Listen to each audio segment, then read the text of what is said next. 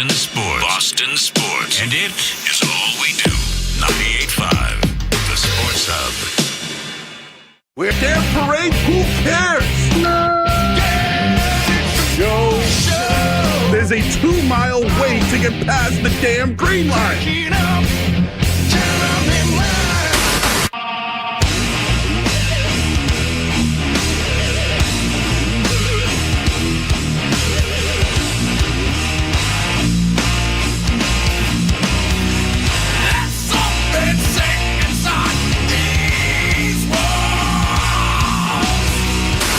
Anyone who gets hit by a bear in the neighborhood, call Joe Murray. I happen to trust Joe Murray. First time I ever met Joe Murray was at a hoop.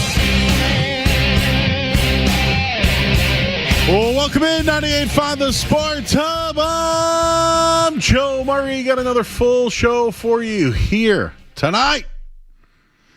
And I see you guys already logged into our YouTube chat tonight. It's real easy to do. Just go to youtube.com and you can search 98.5 The Sports Hub. Boom. Just click the live. You'll see it right there. Click live video. It's me.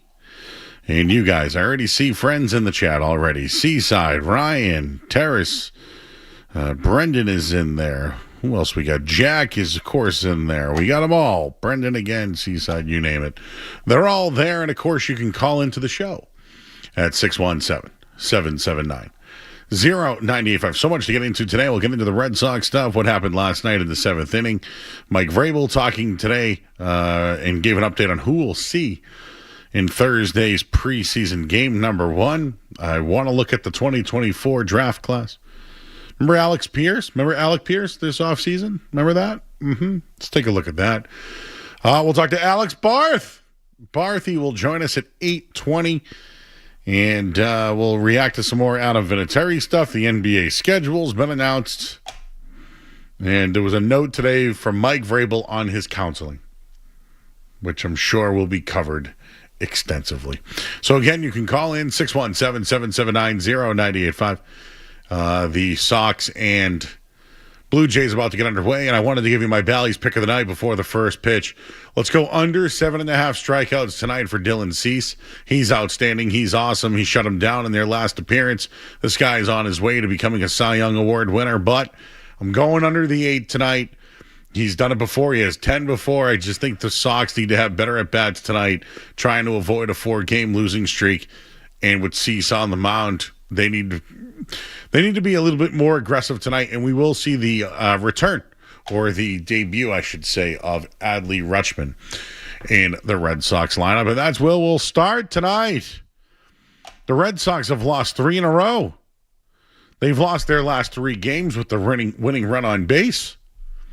They struggle with runners in scoring position. Their power numbers have decreased with no home runs. And I keep telling you guys this, that when the Red Sox score 4 or more runs in the last 40 games, they're 29-0. They're 3-8 when they score 3 or less. They're 3-7 this year versus Toronto, which is not good. And tonight, Dylan Cease is on the mound. So, are they teetering? Maybe. Are they turning into the team that they once were? Maybe. Do I think it was a fluke, the winning streak that they had? I'm not going to say fluke, but it might be what propels them into the playoffs this year. I mean, thinking of the team right now with a 6-game cushion in the playoffs, and really, is anybody pushing them? I think they might have a few hiccups. Certainly, I think some guys are struggling right now. Wilson Contreras is struggling right now. I think Connor Wong is struggling right now. And what better time to get Adley Rutschman into the lineup tonight? He will bat third, which I want to get into in just a little bit, and he will be behind the plate. But I just feel like, is it panic time? Is this why they're doing it? Why batting 3 instead of 5? But there were some things going on today before the game. I was over at Nesson, and we were awaiting the lineup all day. I don't think we really got anything until about, 45 minutes before the first pitch. So I don't know what that was about. Was it about maybe releasing a certain player? It looks like the move that they have made today was assigning Jack Rogers, their catcher that they acquired in the Baltimore trade, who's been, what has he played? A couple of games with Baltimore and was in Detroit earlier this year. So he's been here for a week, and they designated him for assignment today. So I don't know if he'll clear. Maybe he comes back. Whatever it is, Rutschman is here and they need him. They need him right now. The presence of Adley Rutschman alone, is it a necessity? Absolutely, right? This is what they thought the lineup would be. This is why they made the trade at the deadline. But the Red Sox had their first series lost since July. They've now lost three in a row, something they haven't done since back in June. So the timing of this debut couldn't be better if you ask me. And I already mentioned some guys struggling right now, right? I mean, all their additions have been pretty good. Yoshida, I just struck out at the moment, but he had 3 hits on that day. I think Jack Rogers was 3 for 6 in that one. So here we go. Now it's time for Adley Rutschman. And I told you about the guys who have struggled. Connor Wong, 3 for 20. Wilson Contreras is 4 for his last 20 with 7 strikeouts. And not to mention, they get the Blue Jays here for today and tomorrow, the Pirates on the road, the Giants and Marlins, and then they'll take on the Yankees at the end of the month. Things aren't going to be easy. I mean, I think what you saw from the A's series shows that. But I think when it comes to timing, this is the night I want Adley Rutschman. Are they putting too much pressure on him, putting him in the third spot? And the other thing is, do they want him there? I would have kept Wilyer Abreu in the 3-hole. I would have put Rutschman 5. That's just what I would do. He knows the division a bit. He's played against Toronto. He's making his return in his debut right now.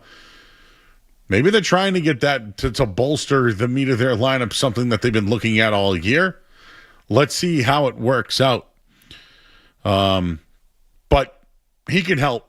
He's going to take pressure off of Wilson Contreras. I thought it was going to be Wilyer Abreu, the 3-hole, and potentially bat before Caleb Durbin.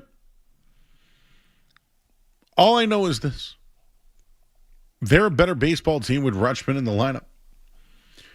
And speaking of the lineup, we got an update from Chad Tracy today regarding Roman Anthony. He has begun hitting off a machine. He's getting closer to a rehab assignment. Of course, he doesn't want to put a timetable on it. That's good news. Adding Rutschman, Roman Anthony, and here's another update. Trevor Story able to ramp up the intensity after a day today. He's creeping closer as well. You got Rutschman. Roman's next. Then potentially Trevor Story. Garrett Crochet resumed his throwing, but is still a ways to go. Reinforcements are coming. You have a 6-game lead in the standings. It's time to tweak a few things right now. And tonight, Rutschman in the 3-hole struck out the end of the first inning. Your thoughts on him batting third, batting fifth, what he'll do for the lineup. Your thoughts on Roman Anthony potentially making his return along with Trevor Story. And what the hell happened last night? What happened in the 7th inning? Again, we were live when it happened. And the only reason why we had no clue what was going on was because Nesson went to break so fast. But I felt like I got it right. Felt like I had it right. I don't think anybody did there last night. We'll get into that coming up here on the other side. Again, you can join us on YouTube. Just go to youtube.com. You can search 98.5 The Sports Hub. You can also call in at 617-779-0985. I see intern Derek back there. Skaz is there as well. Street Team Joe's here. I'm Joe Murray. You're listening to 98.5 The Sports Hub. You're listening to Joe Murray. What's he been doing? Midday scan? Where's he been? So he's a busy man, Joe. He's everywhere. Wherever we need him, that's where Jake will be. Well, I agree with that. I do agree with that. Jake, you want him to host on a Sunday? There he is. You need him to cut your video? Boom.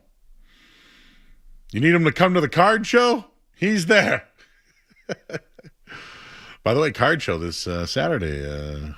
Best Flipping Card Show. Woburn, Mass. I'll be there. See you guys there. Okay, cool. Who else we got back there? Street Team Joe got a haircut, huh? Looks like Private Pile back there. Do you remember that movie? Gomer there? Gomer Pile? Yeah. There's so many things I want to quote from that movie right now, but you just can't.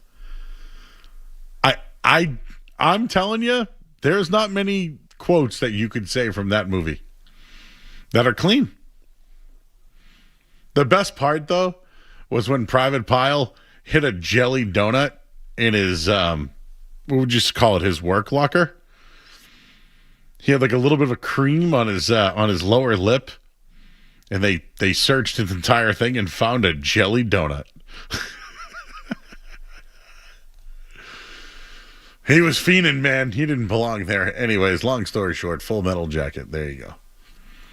And intern Derek's back there. Did you get my message earlier, Derek? About a lot. Okay, thank you. Good. Thank you. We're back here on the Sports Hub, just hanging out, watching the Red Sox as they're looking to avoid losing 4 in a row tonight. And Dylan Cease is already cooking. Was worried about this one tonight to begin with. I don't even know why I took the under 7.5. And I thought the Red Sox would show some fight early on. You get Rutschman in the lineup tonight. You know, what could he do? Well, already 2 strikeouts for Dylan Cease. Patrick Sandoval going for Boston tonight. He's been decent.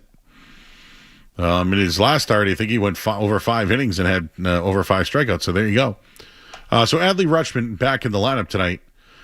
I wanted to just mention Sonny Gray's performance yesterday. I thought he was really good. I thought he pitched like a guy that wanted to stop a losing streak. He did give up the home run. And then there was a play from the outfield for Willie Abreu that he threw home. But Connor Wong kind of missed the play and made it 2-0. But the play of the night, first and third, 1 out, fly out to center, both runners moving. And there was some confusion on how many outs there were. Then the umpires came in, then the judgment, and then the timing crap. And there was a lot that went wrong there. A lot that went wrong. So I think what we missed here in the studio was they went right to break, so we had no clue what was going on. And when they came back, they showed the replay, and I thought I saw that the run scored before they appealed the out. So in my head, I go, that should be a run. I don't think they knew. And then they wanted to bring up this 4th out crap that meant nothing. Let me explain. Runners on first and third, 1 out. It said 2 outs on the scoreboard. Everyone seemed to think there was 2 outs. Fly ball to center field. Siegler runs home. Sogard leaves first, goes to second, and on his way to third, and then runs off the field. So what happens was they ended up using their appeal on the runner that was out at first base. Now, they could have, if they were smart enough, known the rules, that they could have thrown to third, which they could have appealed the runner for never tagging up. Get it? There was no such thing as the 4th out in this scenario. There was none. So the umpires want to talk about the timing and then the 4th out. No! They appealed first, so the runner scored. That's what happened. The run scored before the guy was out. That's it. Don't make this harder than it is. You've seen it a million times in your life. The 4th out is crap. It's like a ghost poop. That's what it is. Guys, have you had a chance to look at this play again from last night? Have you broke it all down? Because I feel like my breakdown of it is better than whatever the hell last night they were trying to tell us. Yeah, I think we were kind of, as much as we could be, Joe, I think we were on it. We understood what was happening even while having no idea what was really happening. I think the Joe Murray rule book was correct. And now you need the Boston Red Sox to get some hits off the potential Cy Young winner here. Now, just to bring it up, where the 4th out comes in is they were supposed to have a choice to throw it out at first or third, but they threw it to first without actually making the choice. The 4th out meant nothing. What happened was 2 guys didn't know how many outs there were, and they appealed first base, but by appealing first base, the runner already scored. Get it? Got it? Good. Your thoughts at 617-779-0985. The guys in the back are looking at me like I'm yelling at them because I was pointing. It's pointing. What else happened last night? Oh, not knowing how many outs there were. Oh, not good. How about the defensive mistakes that they've had over the last couple of games? Don't like it. And they can't run the base. They're so damn aggressive, though.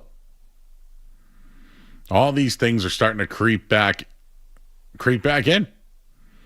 Right? The home run numbers are slowing down. The runners in scoring position are slowing down. Their strikeout rate has been going up. All those things have been happening. It's teetering time. Now, I still think they're going to make the playoffs. Do I think that they could go on a little bit of a slide? I do. Can they squeeze out 1 or 2 games in the series? I'll be happy with 1 at this point. But I think you should take care of business when you play the Diamondbacks. You should beat the Giants and win that series. You should beat those teams, which will set up a big matchup at the end of the month with the Yankees. And it brings up my next point for tonight.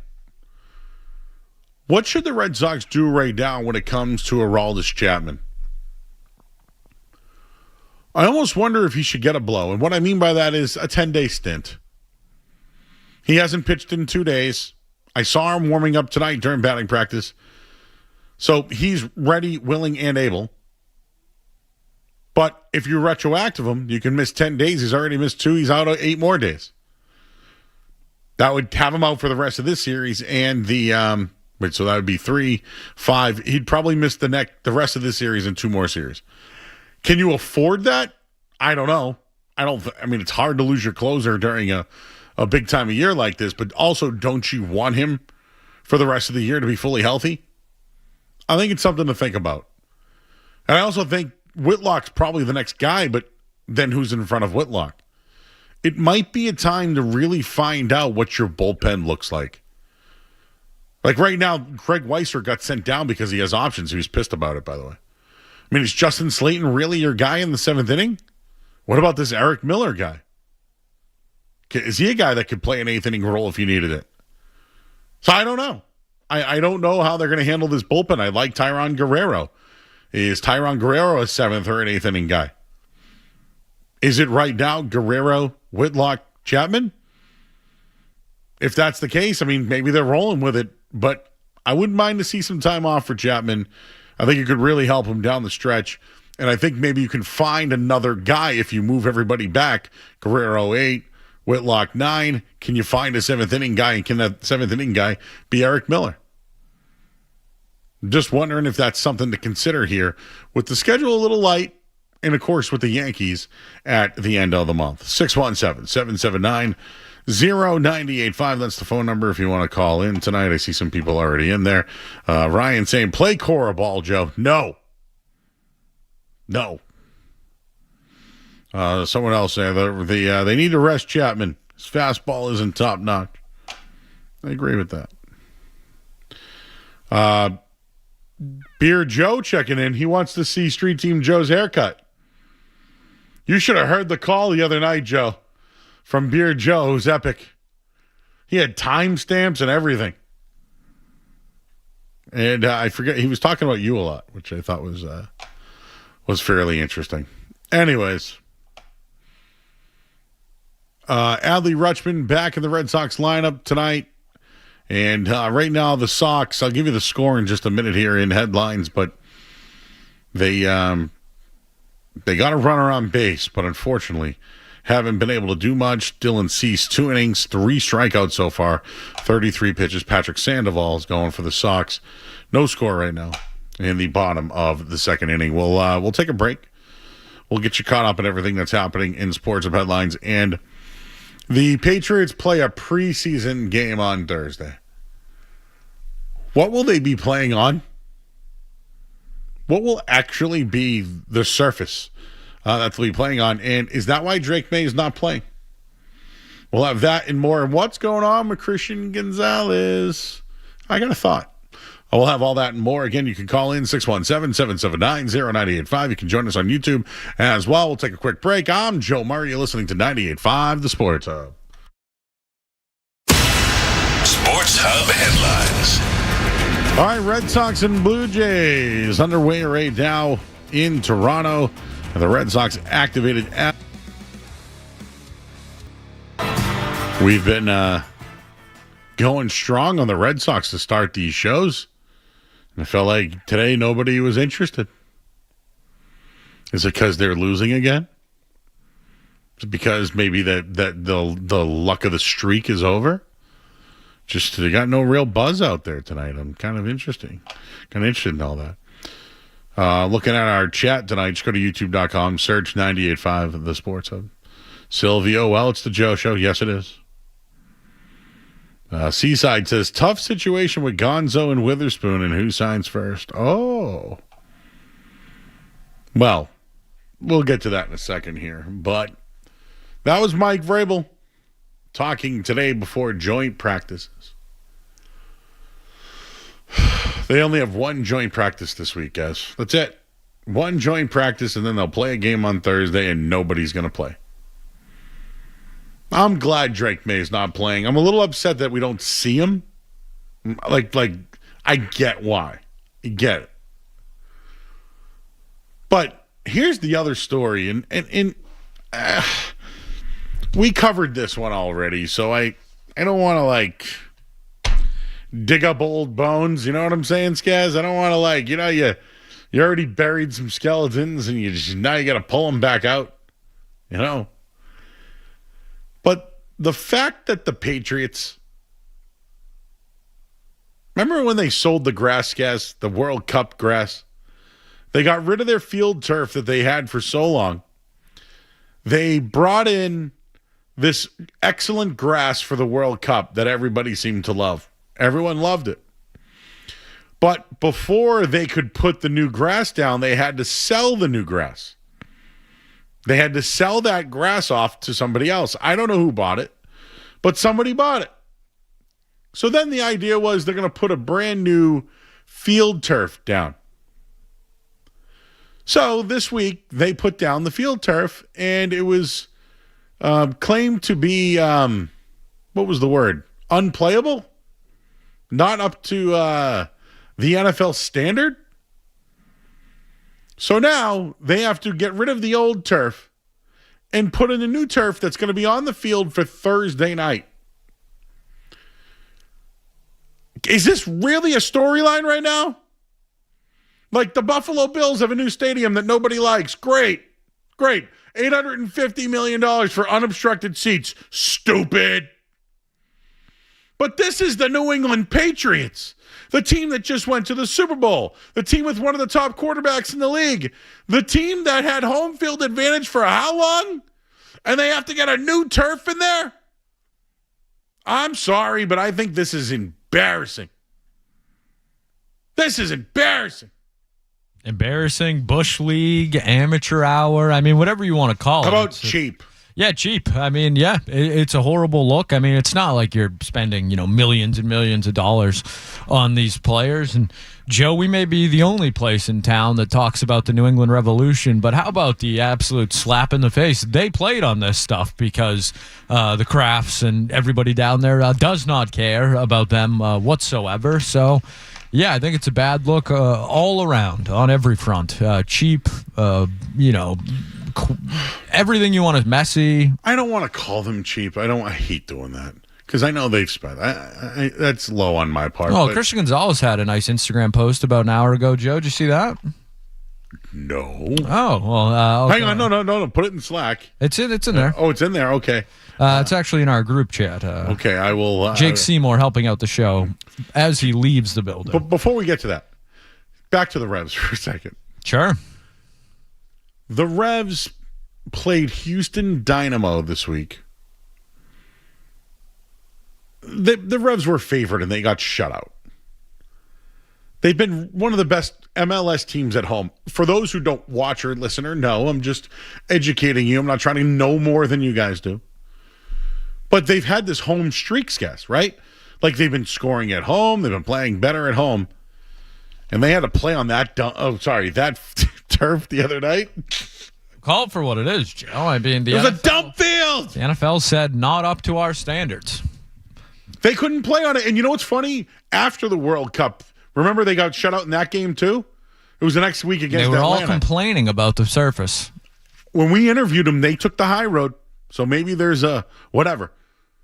Well, I mean, it's tough to say your boss doesn't care about you and put in a shoddy field. Do you think that they prioritized the field? And I'm going to say no. No, not even close. So I'm not going to call them cheap. Joe, what else would you call it? Well, all right. It's the definition of cutting corners. Have you ever bought grass before? No. Have you ever bought lawn grass in my life, Have you Joe. ever bought lawn grass before? I've bought turf and grass. Okay, no, As a okay, dog owner, I have an area of turf in my yard. Okay, great. So you're an expert on that. Expert, Joe. I've gone to I bought the right kind too. you know those little ones that they're not like divots, but they're like squares of grass. You could like buy them at Lowe's right now, or they like roll up. That's what I bought. Yeah. So you can put them down and just kind of I have a fenced-in area for and it's the real dogs. grass, right? It's turf. Yeah. Beautiful. Beautiful. No, but they have real. You can spray it. Yeah. You've seen the real grass stuff though. They Of have course, too. yes. So you're talking the turf, but still, what the hell did they buy then that they put down for the Revs game?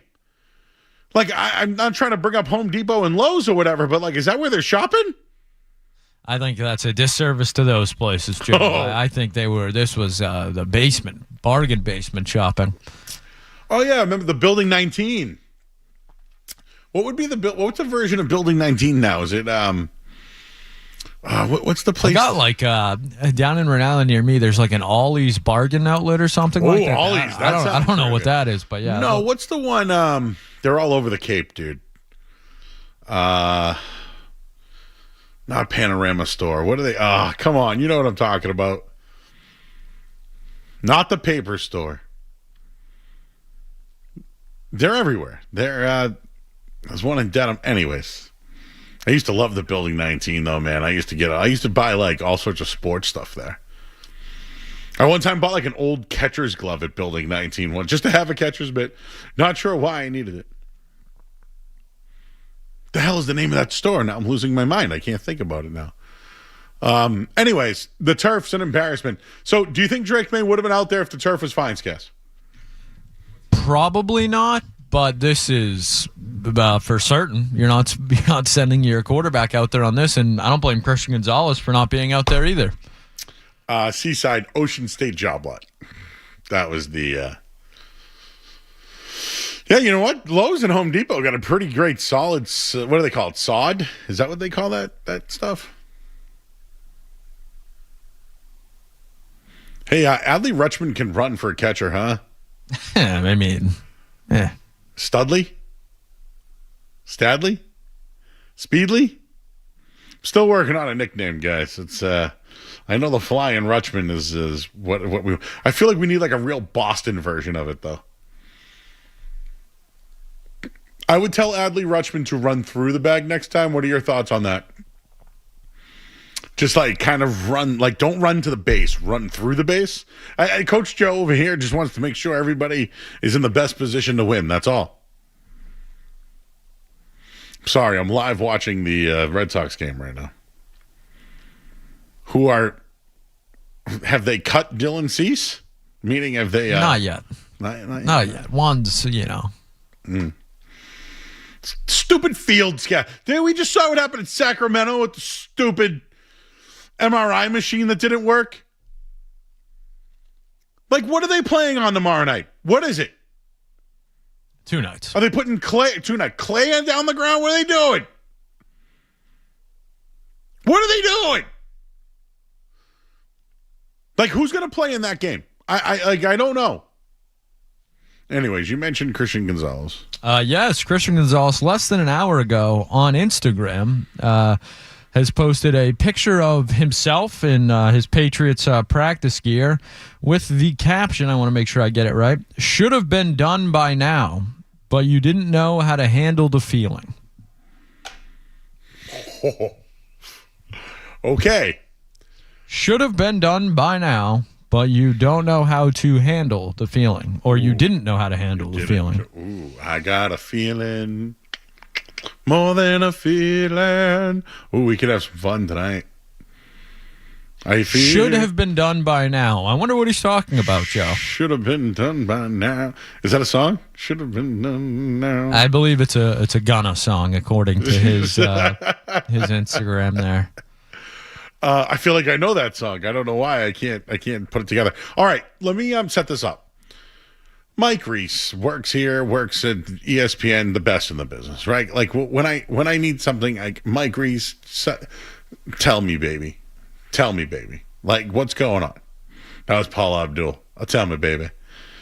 And he laid it out today in a tweet that basically said he got rolled over at the end of practice, which might be the reason why he is not at camp today. So I'm sure that when Mike Reese tweeted that today, there was permission to post it from somebody. I don't know who. Crafts, ESPN, whatever. And it's basically Christian Gonzalez's side saying, got rolled over at practice yesterday. Not going to be a joint practice tomorrow. And the Patriots kind of going along with it, saying, yeah, he's holding in, fine, good. That happened today. And I had to sniff her out. It was smelly. I could smell it. But you know what I didn't smell yesterday, guys? Did you see who got a contract yesterday? See who the Patriots gave an extension to? Mr. Hunter Henry? 16 up to 20 million, guys. Up to 20 million. How do you think Christian Gonzalez felt about that?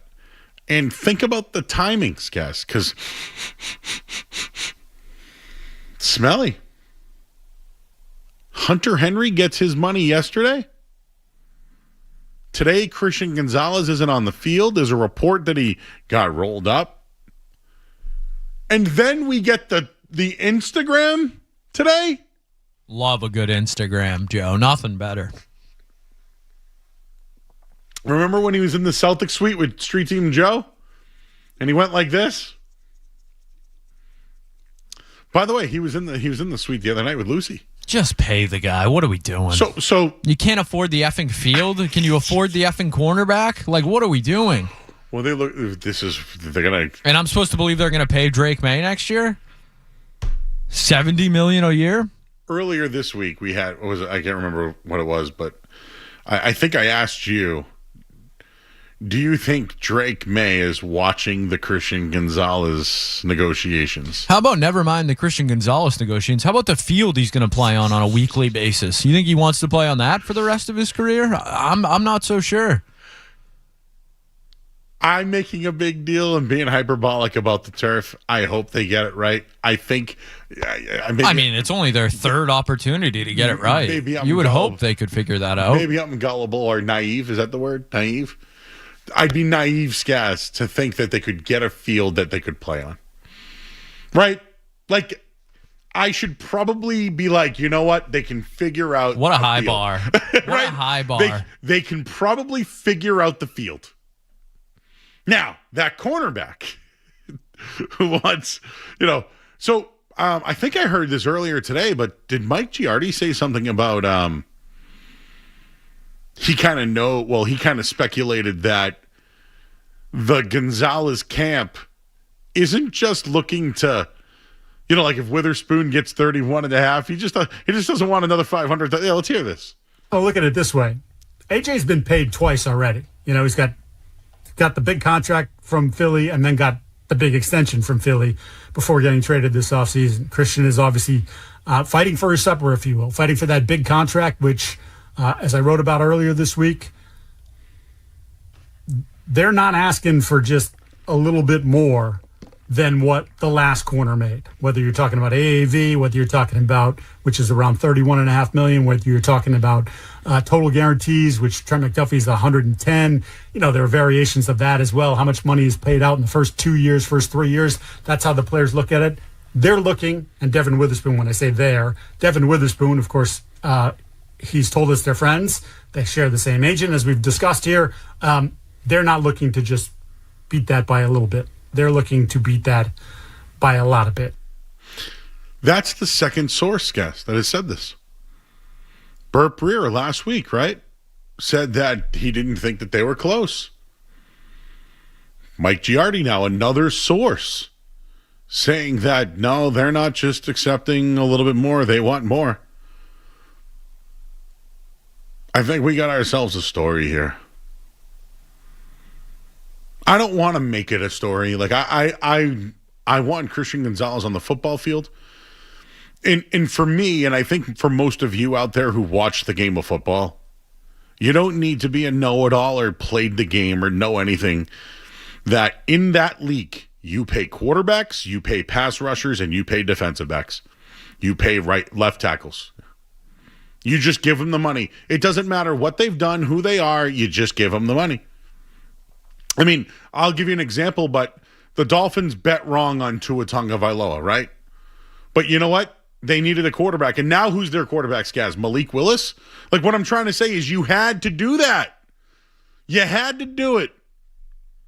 It's part of the price to play the game. How about the Jets, right? The Jets signed both Sauce Gardner and Wilson. They traded Sauce Gardner, and they got first-round picks for him.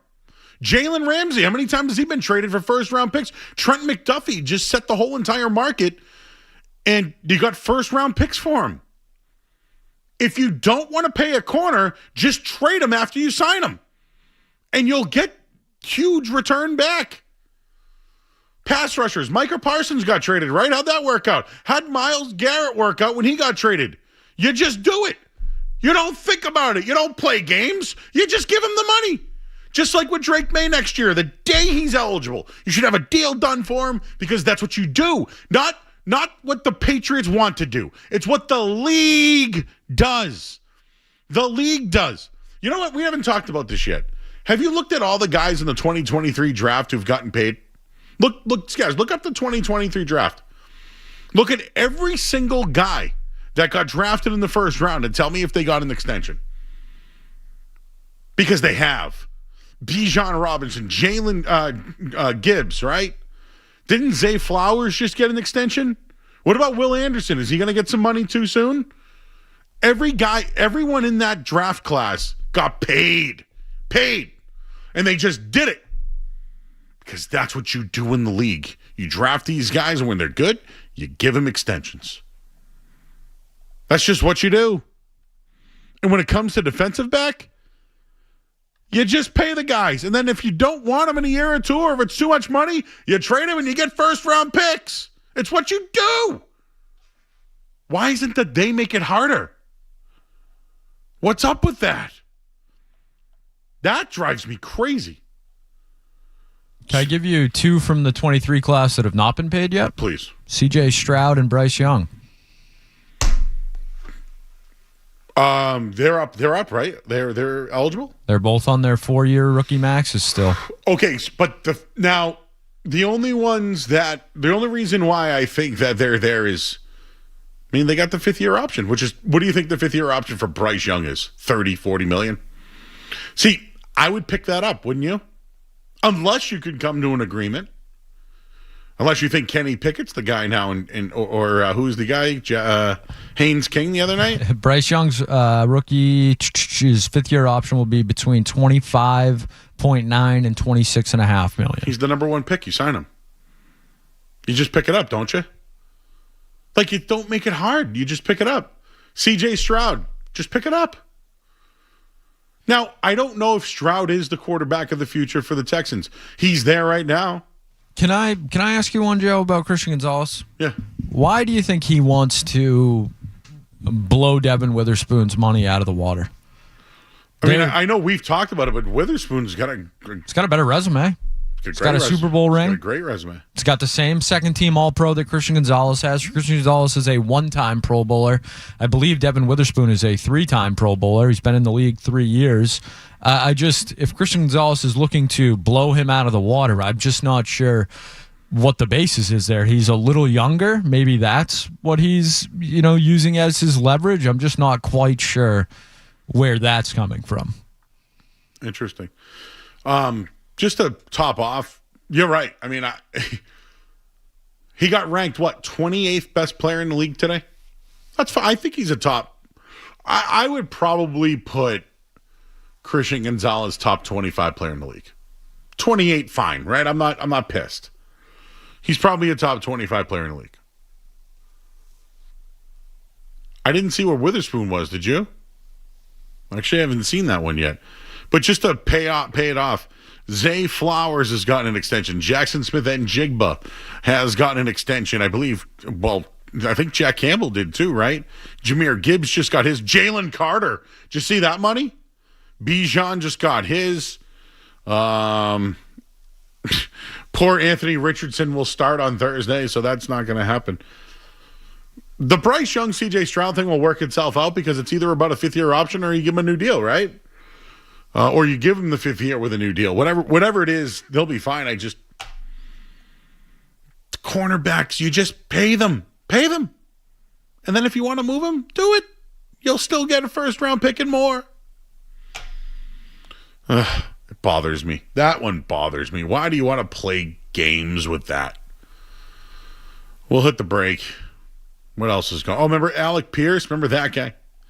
We'll talk about him coming up next. And again, this hour of the sports has been brought to you by our good friends over at Safety Insurance, providing comprehensive coverage for your auto, home, and business.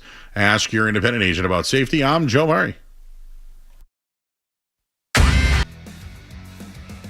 I just had a chance to look at all the messages that have been sent my way. Joe, are you talking about Christmas tree shop? Joe, are you talking about Ocean State Job Lot? Is it Christmas tree shop, Joe, or Ocean State Job Lot? One guy I haven't talked to in 10 years wanted to text me today to say, hey, Joe, I think you're talking about the Ocean State Job Lot. Yes. I don't know if you can you get lawn stuff at the, I know the one down the Cape Scaz, you can get all the stuff you need. Umbrellas, boogie boards. They got towels on sale. If you need a fan for wherever you're staying, it's always a good one. There's one right on 28 on the Howich line. I always go there. If you need a pool noodle, you like pool noodles? Wonder if Street Team Joe's got at his little tiki hut back there. You got pool noodles at your tiki hut? Yeah. The Ocean State Job Lot's got it. Shouldn't insult the great places that have put out good grass. And Lord knows we love good grass, and that's not what the Patriots will be playing on. It'll be some sort of turf that we're... And, how many guys have gotten hurt because of the turf? Like, when Wes Welker went down that year, that sucked. And that was in Houston, I know that. Anyways. We're going to talk to Alex Barth. Barthy! We'll talk to him next and find out everything about the Patriots that we want to talk about. We were talking about Christian Gonzalez. He was ranked 28th on the NFL Top 100 players today. A lot of guys were talking about him. Marcus Jones. And then if you look elsewhere, he's one of the most overrated on CBS, and then on PFF, well, he gets beat often. So I think people feel really different about Christian Gonzalez in general. All I know is when he didn't play last year, they lost. So I would like him out there. I think he will be out there week 1. I thought he was very good in the Super Bowl, by the way. He made a nice play on Rashid Shaheed, if you remember. He got, actually, the other guy, the safety got beat, but he kind of made up for it. Anyways. Skaz, if I asked you, would you rather today have Alec Pierce or A.J. Brown and Romeo Doubs? What would you pick? I'll take A.J. Brown and Romeo Doubs. That's what the Patriots decided to do this offseason. Oh, remember the Alec Pierce talk? Oh, baby, that was big. I bet you Street Team Joe wanted Alec Pierce. Was he a Pierce guy? He says he didn't want him. Oh, yeah. That's what he's saying now. Well, Colts wide receiver Alec Pierce has not been on the practice field. He underwent what the Colts called a cleanup surgery in his left ankle in late March. He hoped to avoid surgery by taking a platelet-rich plasma injection after the 2025 season. He was given a 4 to 6 month recovery time, and that put the season in doubt. So tell me what's true and what's not. Today, Nathan Brown of the Indianapolis Star reported that he underwent a second PRP injection since he had soreness to speed up his healing. The injection was not due to a setback in his rehab, was added. Then today, we got ourselves a source war. Source war. Love a good source war. Well, today, when it comes to Alec Pierce, well, people are saying that that's not the case. And that he did not have a second injection today. So, is it fair to say that he had a second injection and then did not have a second injection? Something smells here. This one's smelly. This is coming from their general manager today. Clearly, we know that after offseason surgery, he's been on the sideline. I think they prepared for this, but manager GM Chris Ballard said today that after multiple reports, Pierce had a recent platelet-rich plasma injection, which was intended to speed up the healing, but he said to reporters that's not accurate, specifying that Pierce underwent PRP treatment only in January.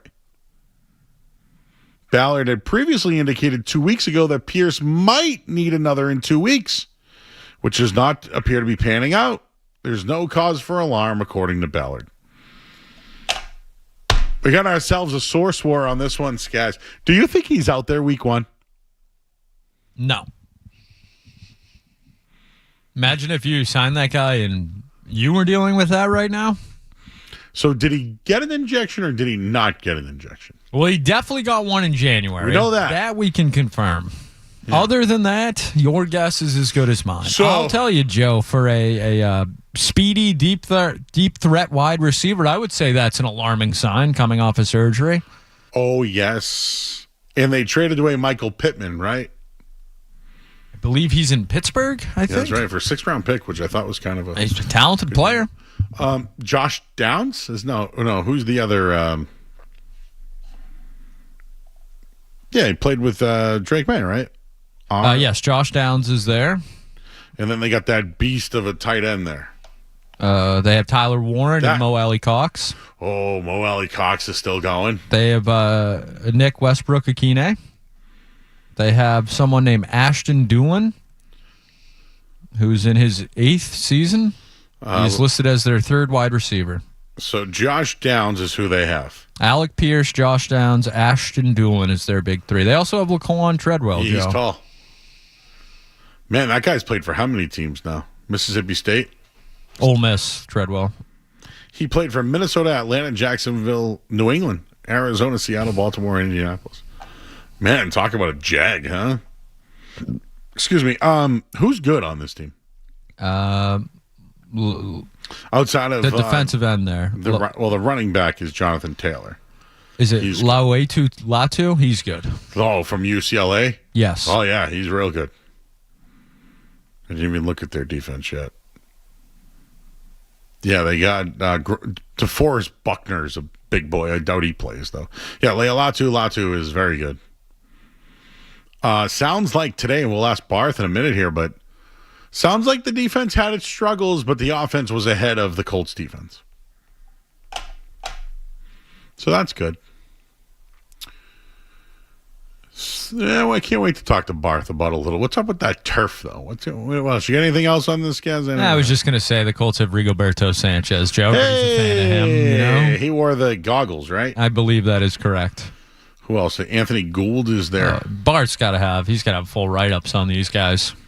Man, there's nobody on their team. Let me just see if there's any. Riley Leonard. Oh, there's a sick patch out there of his card that I've seen. Ooh, Easton Stick. Oh yeah, you loved Easton Stick on Chargers. Yes, he won a Sunday night game for Los Angeles. Yeah, one time I bet him on a Sunday nighter. He had a big win. He's a bum. You know who else? He's a classic bum. You know who else I bet one night on a Sunday night and came through? Remember Duck Hodges? Oh yeah, Devlin Hodges there. Duck. And Cooper Rush, I'd bet on him all the time. The Steelers had just a gluttony of terrible quarterbacks for a while there. And they were in every game. every game you could think of, it was some ugly game that they've had. Wow.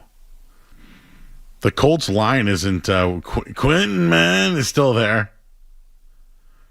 Yeah, I would say that they're going to need Alec Pierce, dude. They're probably going to rely on Tyler Warren big time. All right. Well, Red Sox still have the lead 2-1 right now. I'm watching Dylan Cease. I took him under 7.5 strikeouts, and I'm getting down. He has 87 pitches, guys. How much longer do you think he can go? He's got one more at least in him. How many Ks he got? He's got 5. Okay. Three more, and I'm done. I like where you're at, John. I don't love it, but I like it. We're in position. We're either going to land or crash. 50-50, Joe. Everything's a 50-50 I would shot. like a 50-50 yes, if that's okay in this situation. But we'll keep our eyes to the skies when it comes to what's going on in Toronto. Who do we got here? We got a Matt in Florida. What's up, Matt? Hey, Joe. Yeah. I'm just down here in Riverview, Florida. It's nice and warm. I was thinking about the Red Sox. I haven't been a believer, even though they went on that wicked run. The Red Sox? Yeah, they went on a run, but I haven't been a believer since. You're a believer? No, I'm not a believer. Oh, you're not a believer. Okay, so what happens now? They just lose every game? No, I just don't think they're championship quality. That's cool. Who is, though? It's Matt from Florida. No, I know who you are. No, you don't. No, I don't. You know what? No, I don't.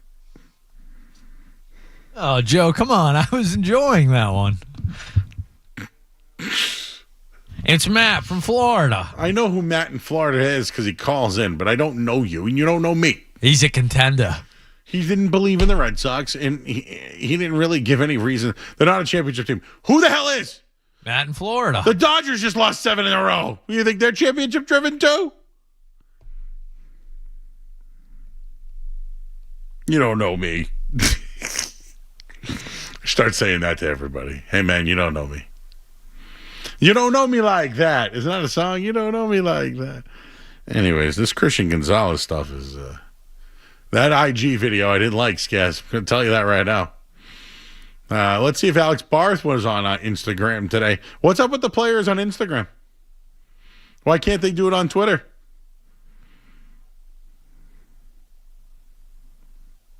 No. Tell Street Team Joe, Hooch is checking in. He just ordered delivery from Tahiti. Oh, yeah. Oh. Said he's going to see if the food has gotten better. They have a new chef. Hey, let's talk to Alex Barth coming up next on the Sports Hub. You're listening to Joe. You're listening. We were talking Patriots camp, of course. The Red Sox are ongoing. We'll get you updated after the interview because I asked Skaz if one man was available, and he happened to be available. I know he's on everywhere. You can hear him with Zoe on YouTube for camp stuff. You can hear him calling into all the shows and joining the shows because he's at camp. I've been everywhere, man, and it's Alex Barth. And he's joining us here on the night show here on 98.5 The Sports Hub. Barth, hey, how you doing, bud?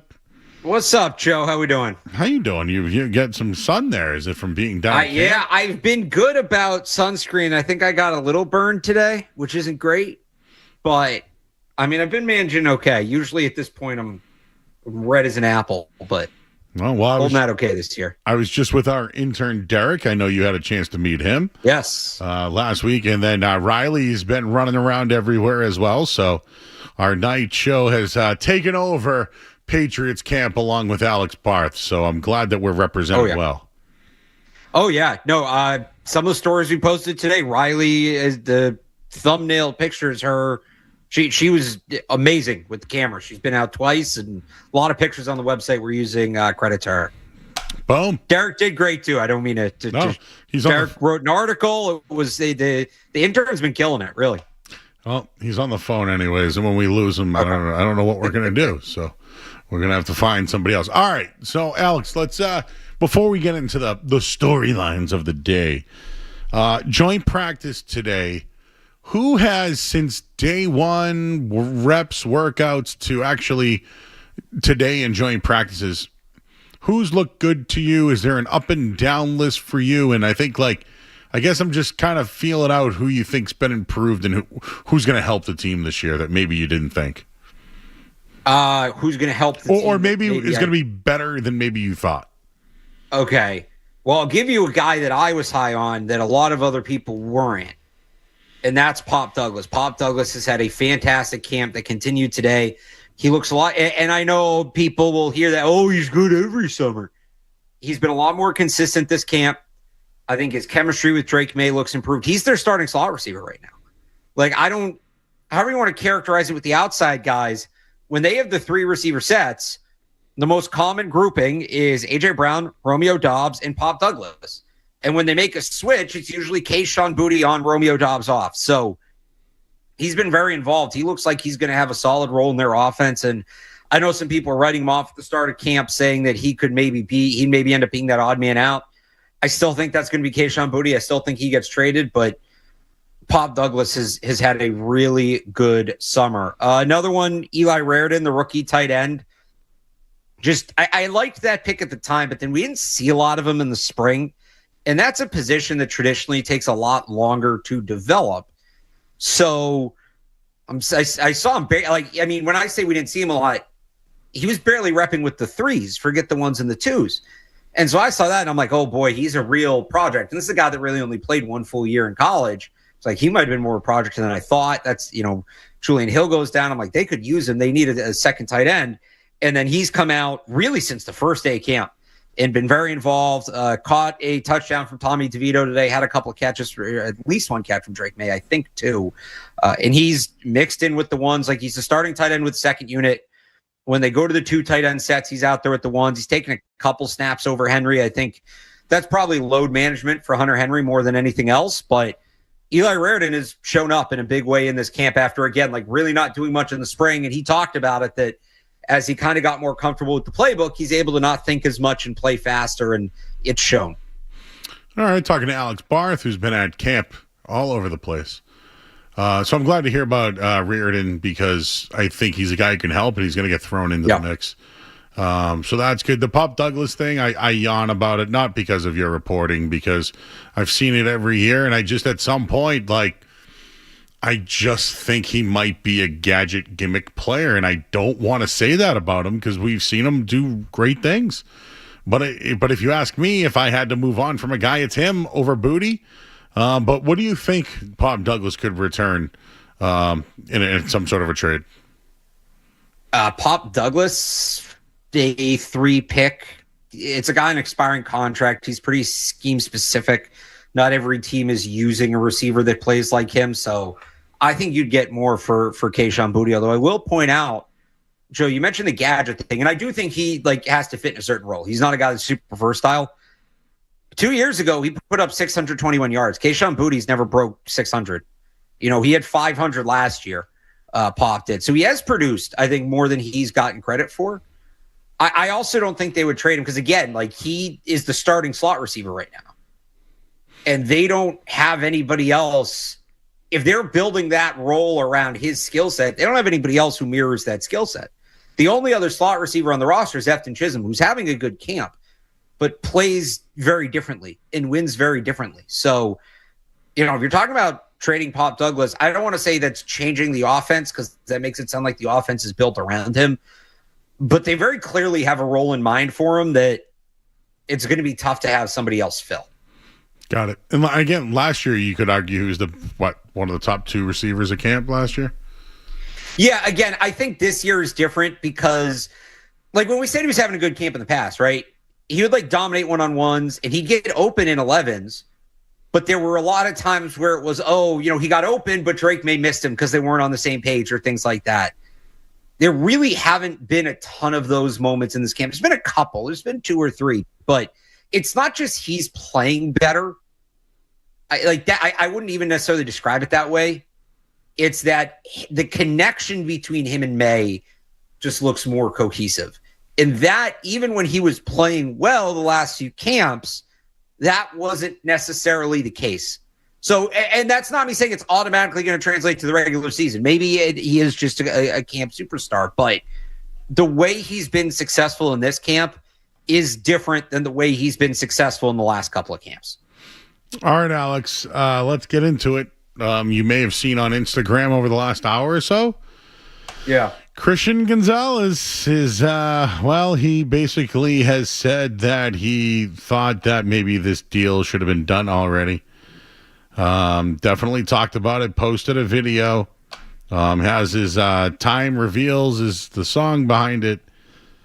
What do you think about Christian Gonzalez and the report today by Mike Reese that he rolled up yesterday and maybe that's why he's not out there? I look at it as maybe Hunter Henry got a deal before practice, and why does he need to be out there anyways? There's a lot here. What do you got for us?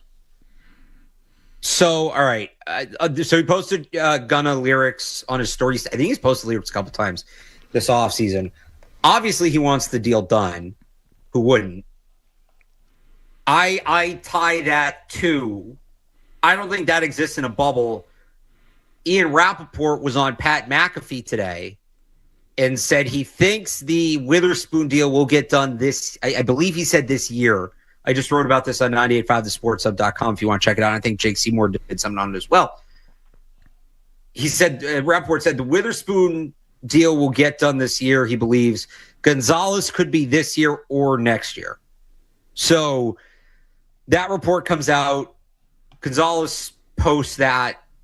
I just think this is something that's dragging on, but I'll say what I've said. Witherspoon's going to sign first. I really think that. So while this is dragging on, there's external factors at play that are causing it to drag on. I do not think this is just a Patriots thing. We can talk once Gonzalez signs. At that point, you have like 72 hours before I'm like, why isn't this done? There's a problem here. But as long as Witherspoon is unsigned, I'm not saying it's ideal Gonzalez isn't signed, but I'm not willing to hit any sort of panic button just yet.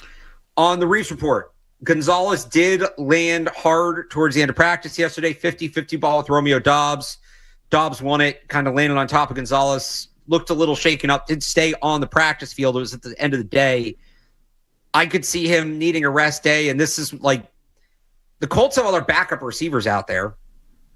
Alec Pierce isn't practicing, so I don't think it's the worst idea to give him a rest day. I just don't. And you know, in the regular practice setting, there's an understanding. All my teammates are going to, you know, we're going to protect each other. I'm not saying the Colts, we're going to go out there and be malicious. It's just a different dynamic. So not the worst idea to give him a rest day. I don't know if he would have played Thursday, injury or no, contract or no. Like Mike Vrabel said, Drake May's not playing, right? If Drake May's not going to play, would Gonzalez have played? So we'll see if he's back out there on Saturday. I could see him getting a little shaken up. If he's a little shaken up and needed a day or two, that's one thing.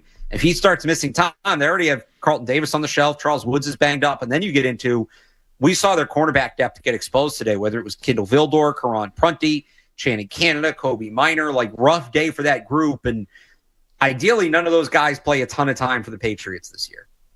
But we're seeing how quickly their cornerback depth can evaporate as these guys start to miss more practices. So is the way to look at it, all right, yep, he rolled up. He also shouldn't be out there. Today is a day for him to get a blow. But then he posts something like tomorrow's going to be a walkthrough. He'll probably be on the sideline on Thursday just at the game with the team. He won't talk. They'll have a couple of days off, and then next week they'll have joint practice with the Eagles, and you think he might be out there? So that will be pretty determinant. If he's back, Saturday's their next practice. Mm-hmm. If he's back Saturday or even Sunday, right, one of those first couple, and then he doesn't take part in joint practice with the Eagles, then it's like, okay, he's not taking part in the joint practices. He's dodging the joint practices, whatever you want to call it. And I was talking to somebody about this today, like one of the other reporters. Is it a holdout if you fully participate in some practices and then just skip others? Like, what is that? Is that a hold in? It's hard to say guy's holding in when he's a full participant 90% of the time, but that would certainly be a message that he is holding something back. If he doesn't return before the joint practices and doesn't take part in the joint practices, then is he actually hurt? And is this a problem for the 2026 season? Remember last year, it was initially reported he was only going to miss about a month when he got hurt on like the second or third day of camp, whatever it was. And he ended up opening the season on IR. If he comes back Saturday, Sunday, Monday, and participates all the way through, all right, he's fine. He missed the Colts practice because he needed a day, and that's football. Things happen. So it'll be a big thing to keep an eye on next week, but I think there's a couple different ways it could end up going. All right, let's do some Alex's and Joe's. Okay? Let's do it. Which we should get sponsored someday, and hopefully Yes. somebody wants to get on that. All right, Alex, it's 3rd and 8. You're on, let's call it the Colts 36-yard line. Okay, going in. Drake May's in the huddle. Yeah. You need a first down. What's the personnel and who's out there? A.J. Brown, Romeo Doubs, Pop Douglas, Hunter Henry, Ramondre Stevenson is the personnel. I think that is your most trustworthy group. I think it's probably your best group. You know, maybe you throw Eli Raridon out there instead of Pop Douglas if you want to hunt a matchup. But that, I think, is going to be their core offense. What was the second part of that question? I was trying to run through the depth chart in my head. The formation. Yeah. And, you know, obviously, so you gave us that, and then you gave us the personnel. It's just funny that Booty and Hollins aren't on the field.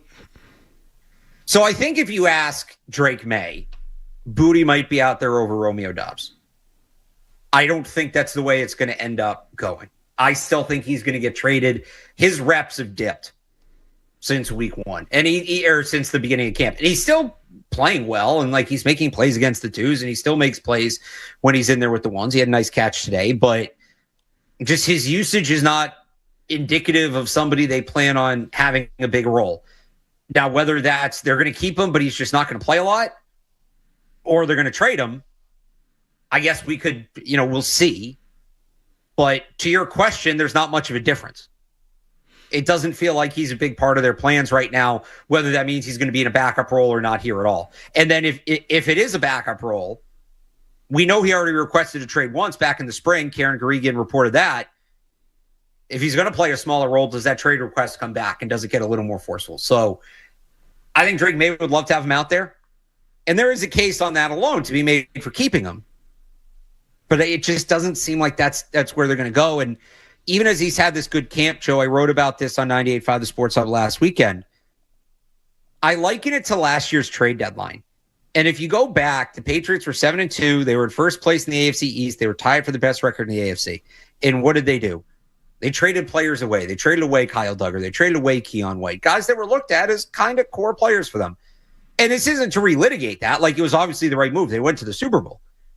But it was just kind of a weird thing to do, to see a 7-2 team sell and not buy. And Mike Vrabel was asked about it, and he was asked specifically, like, is it hard to stick to the predetermined plan when the teams has this record, right? And he kind of said, the plan's the plan. Like, the short-term outlook doesn't impact the program we're trying to build. And I'm paraphrasing here, but the reason I bring that up is if that's going to be their approach, I wonder if it's kind of the same with Kayshon Boutte.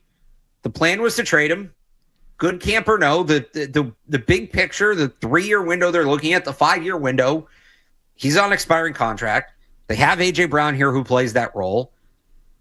It just might make sense to trade him, regardless of how good of a camp he's having. Yeah, there was a report that the Chiefs could be interested for a 4th-round pick. Would you do that? Ooh. Yeah, probably. Just a 4th straight up. Yeah, I think I would do that. Okay. I might throw, they have like 5 6-round picks now after trading Caden Wallace. I might try to throw a 6 in there, or even 2, and like Kayshon Boutte and a 6 for a 3rd, or Kayshon Boutte and 2 6 for a 3rd. Like, I might try to see if they would do that, but I'd probably trade him for a 4th. That's not a bad trade. And the Chiefs could be like, meh this year. That could end up being a top 125 pick. Okay. The turf situation. I was making a joke about it earlier. Like, I like Home Depot and Lowe's. I've bought grass in the past. I've, had turfs. Like, I get it. I know that this stuff is important. But why wasn't it compliant for the NFL level? Was it the matting? And I don't know. I don't want to use the word cheap. I'm not that. I don't like to throw those out there, Alex. But was it just not, I guess, compliant to play NFL games, or was the turf not good enough? Just from reading Mike Reese, which is, anything else I've heard about it, Reese had. The way they tested it was different because it's the base for the turf is different at Gillette than the way it was tested. And like, what I don't get is why they didn't just reinstall, because this turf they have now is just the new version of the turf they used to have. The other one was like some different brand. I don't know why they didn't just go back to the turf they had. I would still just like to see them switch to grass. I'm with the players on this. It's safer. I just think it's aesthetically better. It's tough to manage, admittedly, but the technology is a lot better than it was in 2006 when they got rid of the grass that was in Gillette when it opened. So I'd just like to see them switch to grass. Clearly that's not going to happen. As for why this turf versus that turf, again, I think it has something to do with the base. And that's important because when you talk about the increased injuries that come in turf, and there's been studies done, independent studies done. I know the NFL has theirs, but there's been independent studies done, like how much give the turf has something to do with those injuries. So I don't know the ins and outs of the Patriots turf and whatever, but I think it had something to do with the way it was installed and not the turf itself. So, okay. But I'm team grass. I remain team grass. Yeah, I'm team grass too. I am picking on it. I'm not trying to go at the crafts. Is it safe enough to have guys out there? And is that why Drake May is not playing on Thursday night? Well, now it's the turf that they had for however many years. I don't know, like years and years and years. It's that same company. It's that same brand. It's like their newest edition, but it's essentially the same turf, as I understand it. Okay. So if it's not safe now, and I'm not saying it's like, I think it's as safe as it's been since Brady was here. So grass is safer. Like the studies show that. If you like, that's that. But this turf is basically the turf that they've had. Okay. So nothing's changed. They're going back to what it used to be. Got it. Right. All right. One last thing. In this league, Alex, you see tackles get paid. You see pass rushers get paid. Cornerbacks get paid, right? Like, to me, what I'm having a hard problem with is every corner that gets paid, some of them have been traded. I'll just give you Sauce Gardner, who's here, right? Like McDuffie. Jalen Ramsey's been traded a bunch of times. Well, why is it taking so long? Like, I think I'm starting to understand, Gonzo. Like, this is what you do. You pay corners, you pay tackles, you pay pass rush. Like Miles Jack, right? Extension. I'm just thinking of all these guys that have been traded, all have extensions or been signed or whatever. I just don't understand. And maybe it is the Witherspoon thing. I've heard too much about it. But it's just that, don't you just pay these guys and then figure it out in a year or two? I don't think you want that to be your plan, especially with a guy like Gonzalez. Like I always kind of thought I've always thought Sauce Gardner is a little overrated. Give me, and some of that stylistic preference, give me a man corner over a zone corner any day. There was also, remember, like they had a change. They had a coaching change. And so was Sauce Gardner traded because they paid him and realized they didn't want her, or was he traded because he's a very scheme-specific guy and then the scheme changed? Like, that's happened in some of these cases. McDuffie, I think you have a Chiefs team that's just kind of resetting and would rather have the pick. So it's not to explain it all away, but Vrabel should be here for the long term. They should be a man defense for the long term. The reason that some of those, and they're an ascending team. They're not a team that's like older around Gonzalez. They do have a little bit of a reset coming in the next year or two. Guys like Hunter Henry, Mike Onwenu, maybe Ramondre Stevenson, Robert Spillane, Kevin Byard's here in 1 year. So there's some of that. But the reason those guys you named were traded, I don't think exists in New England right now. Now, that can change, but I don't think you want to go into it saying, yeah, we'll pay this guy and we'll figure it out. I think you want to go into it saying we're going to pay him because we want him to be a core part of our team, especially a guy like Christian Gonzalez, who, again, I think is just better than Sauce Gardner. I think is better than Trent McDuffie. I think is a guy you can build the defense around. I don't know that you can build a very certain kind of defense around Sauce Gardner, but there's limitations in the scheme if that's your plan. Trent McDuffie's kind of an inside guy. Like, he plays on the outside some, he plays on the inside some. I don't think he's a guy you're building a defense around. We saw last year. You can build a defense around Christian Gonzalez. All right, Alex. Everything else good?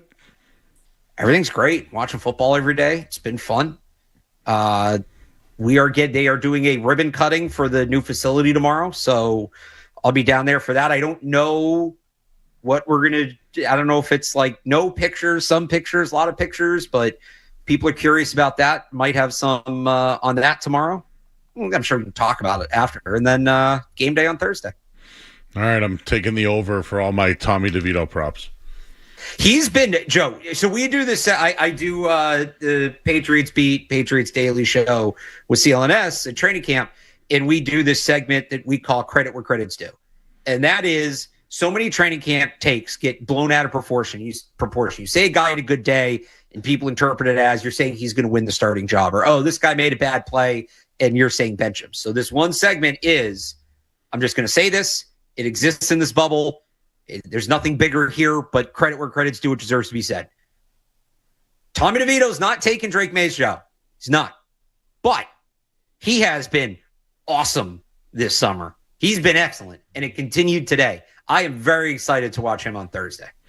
I told Skaz it's the one big takeaway when I went. Couldn't believe how good Tommy DeVito. There was the scrimmage last Friday, too. I agree with you. But it makes me feel better if something was to happen to Drake May like he needed a miss a game or, concussion. Right. I think he's a guy that could run the offense and make good throws if it happened.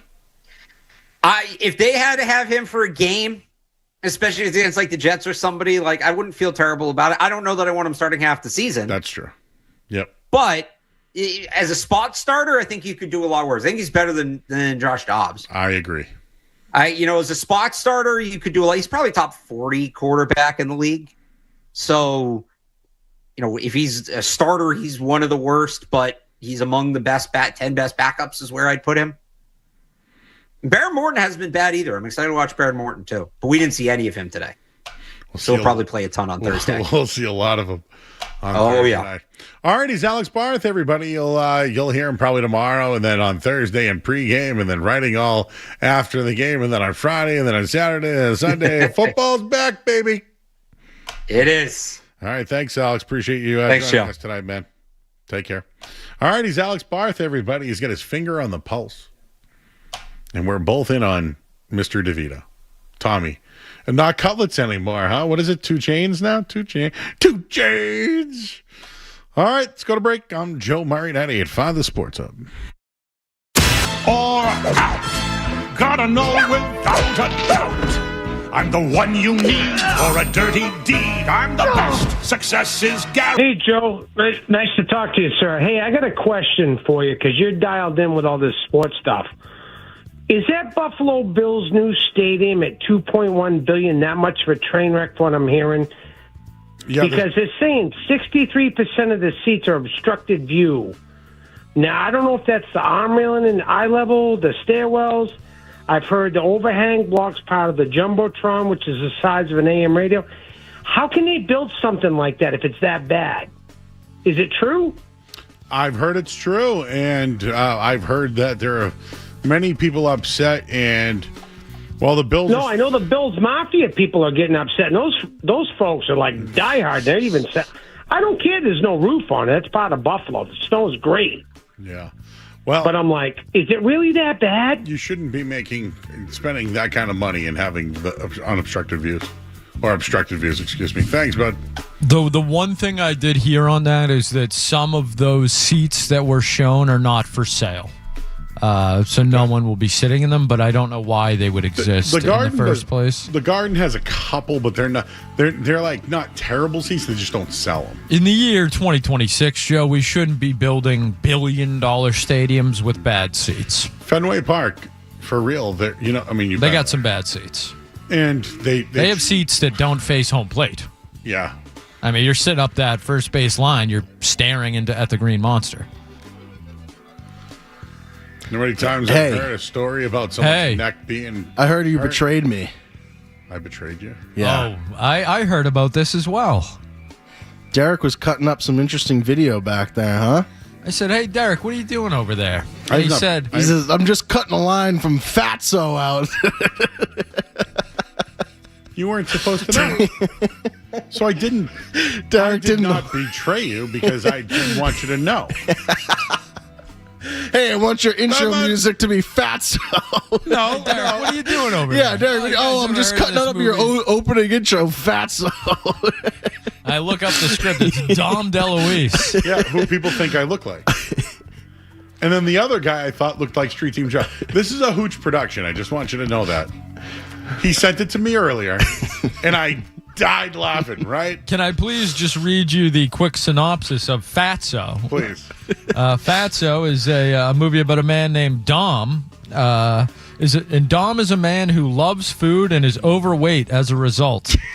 After an obese cousin of Dom's dies due to health problems, Dominic's sister, Antoinette, sets out on a mission to help him lose weight. Although he has a hard time trying to slim down, Dominic finds inspiration when he meets and falls for shop owner Lydia. Can he get up the courage to ask her out, or will he go back to the comfort of overeating? Fatso the movie. You know what? Hooch was on my good side. You know what, Hooch? With all those shirts, you're back to my bad side. No, hang on real quick. You're back on my bad side, I Hooch. just want you to know.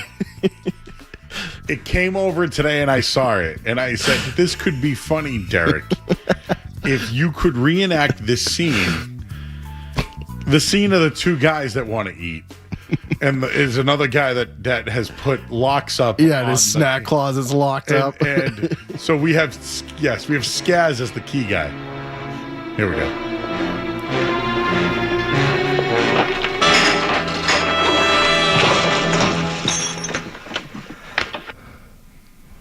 Was that it? Apparently that is from the movie Fatso. Yeah, so basically there's somebody that has locked the So Skaz is locking out the So cubbies. Skaz would be the one with the key, and you and I would be the ones that are beating up Skaz for the keys because we want the honey. You know what, Jaron Duran? Is that right, Derek? Is that Does Jaron Duran even know I'm down 7 pounds? You know, I'm finally under 300. He's still at 200. I'm below 300 now, so I'm rapidly getting closer. Just so you know, I was trying to find an intro for you. Intro denied. But you wouldn't have known if you didn't know it was called Fatso. I look over at Derek. I'm like, Derek, what are you doing? How would you even know that was from Fatso? Well, I mean, you would have never, ever, it didn't ever take known. too long. Skaz really called Derek. I was like, Derek, what is that? You would have never known. Oh, yeah, I'm just cutting up a little clip from the movie Fatso. Yeah. Hey, it's your intro music. It's about a guy who's trying to lose weight but can't. The cat's out of the bag, Derek. Fatso has a 29% on Rotten Tomatoes. It's from the 80s. Who's even going to know about that movie? Hooch. No, trust me, the how many times somebody has said Joe's like the movie Fatso? Well, I mean, he makes so many. Yes, he loves food, but he's trying not to eat, which I think you probably took personally because you're trying to lose weight, huh? Well, the movie's about someone trying to lose weight but can't. So I guess the funny thing about this is Joe took it personally. Yes. Yet it had nothing to do with you, the storyline whatsoever. I just found the poster for Fatso. Please take a look at Slack. I will put it in our YouTube chat and tweet it out. As Skaz read the synopsis, I did take it personally. Fatso's about a kid trying to lose weight who can't, but meets a girl and then might be able to lose weight. You can't eat apple pies, marshmallows, muffins, noodles, oatmeal, olives, parfait, pizza, potatoes, pretzels, raviolis. Out. Forget it. I'm done. And he's just sad because he can't eat any of He's that. crying. He's a big. Is this the fatso? That's Dom DeLuise. Well, it doesn't help that he's ugly and fat. Oh, come on. It says Joe just said 5 minutes ago. People tell him all the time he looks like Joe this doesn't guy. look like this guy. This guy looks. People way tell me I look like sadder. there's. I mean, what a poster. You got a way better. You got way better facial I'm hair. way and more facial, handsome. Yeah, you look way more masculine. This guy looks like he's estrogened up. Yeah. Anyways, Fatso. I'll come up with my own entry song. All right. All right, you want you to come up with your own? Well, I already did, and then Skaz already poo-pooed it. And made Skaz. Thursday is the Patriots game this week. You think we should start rolling on the songs of summer? Oh, I got mine. Yes, actually, we have final lists are in for the songs. And of the Derek, summer. you're here tomorrow too, right? Because it's Riley's last day. Some sort of intern takeover that she's trying to come up with. And I told her it's the night before Patriots game, so I don't know, but she's trying to bring the intern crew, not just you and her. Has Zeke come yet? I guess he's gonna be involved. Oh boy. So I don't know. I don't know. You know what I'm gonna do? I might just get out of the room. I never really watched. Whose show is it gonna be? If it's Aurora, Riley, Zeke, and Derek, who do you want running the show? Let's get real here. Whose show? I don't think Aurora's going to be here. It's going to be Riley's show. Okay. But should it be Derek's show? I think it'll be a Derek and Riley production. I believe they've been brainstorming on this for quite some time. I'm just trying to stir up stuff, Derek. I'm sorry. I was looking for some call. I was like, is it Jalen Brown's team or Jason Tatum's team? Should we give Riley the rock or Derek the rock? I think if he makes that meme with Skaz as the guy with the key and me and you trying to beat him up, it would be hilarious. I think no one will get it besides you, me, Hooch, and my dad. Yeah, but you know what, though? Everyone else will laugh because they've never seen it before. So that was my project for him today. And then I wanted him to use the music. What's funny is I have never looked at Derek's computer once in the last 10 times. I just so happened to turn around and be like, Derek, what are you doing over there? This doesn't look what the job entails. Skaz looks up what Fatso's about. Anyways. Joe, what is your weakness? If I were to say, Joe, what's the number one food that's disruptive to you? What would you say? That I can't with. Yeah, this is yeah. When people get pizza, I have been able to withhold it. Okay. Wings too. So you're not saying those are your downfall? Do you know what? Do you know what it is? I think I know what it is. When I was really trying to lose weight and watching what I ate, I always ate cake. Cake? Because a fat kid loves cake. That was not what I was going to expect to be your weakness. Because when you go to a birthday I guess you party, can be full and still eat when you go to a birthday party, I'll eat the cake. I won't eat the pizza. Or I won't have the fruit punch. I'll eat the cake. I don't know why. That's backwards to me. You skip out a dessert. No. Because Joe, when you are a large individual, I'll skip dinner. You ever dinner. heard someone say wasted calories? Yeah. The pizza and the fruit punch are wasted calories. The cake is not, right? Doesn't that make sense? But I could see it the other way. The pizza's the cake is the wasted calories. The pizza is at least I'm enjoy. Yeah, I love pizza. Again, just remember, when you are an addict, when you're addicted to things, you don't think clearly, right? I think eating a sugar cake is better than pizza and fruit punch. Yeah, the cake's okay, but the pizza's where you draw the line. Yeah. Yeah, we'll allow cake. What type of cake? Oh, vanilla double frosted with a layered. Flour, the flowers on it. The frosting in the middle. I love cake. I love cake. Donna's cake. That's my favorite cake. I love Donna's. Really creamy. Rich. Next. The pre-in or out has gotten absurd. Trying to find the Fatso soundtrack. It does have a soundtrack. Wow, I didn't realize that. I love butter cake. Yes. Butter cake? What's butter cake? You ever had butter cake? No. Oh, my God. What is it? Please don't tell me it's what it sounds like. Yes. Carrot cream cake. Butter cake. All right, the best butter cake I ever had is Del Frisco's. Is it the place in Hopedale? No, there's one like in the Seaport. But it's like a warm butter cake. It's always served with vanilla ice cream with whipped cream and caramel sauce. But it's like a rich, dense buttery crumb with a caramelized outer layer with like a little gooey in the center. Sounds pretty good. I just didn't think that would be like your weakness. No, that's not. No. Frosted cake is my weakness. But he played butter cake. But I'm surprised. I'm surprised you're vanilla over chocolate. Love butter cake. What's the date on that? On that clip? January 16th, I believe, of 2025. Wow, it's only over a year old. That's when it was put into hotkeys. Got it. When, but yeah, butter cake is served at like most steakhouses. Do you know what else is something that I love on now that we're doing menu talk, dessert menu? This is a good conversation, which we probably should do for musings, but you know what? Who cares? I love a creme brulee. One that they got out of the freezer and then used a little torch to like crisp it up a little bit, you know?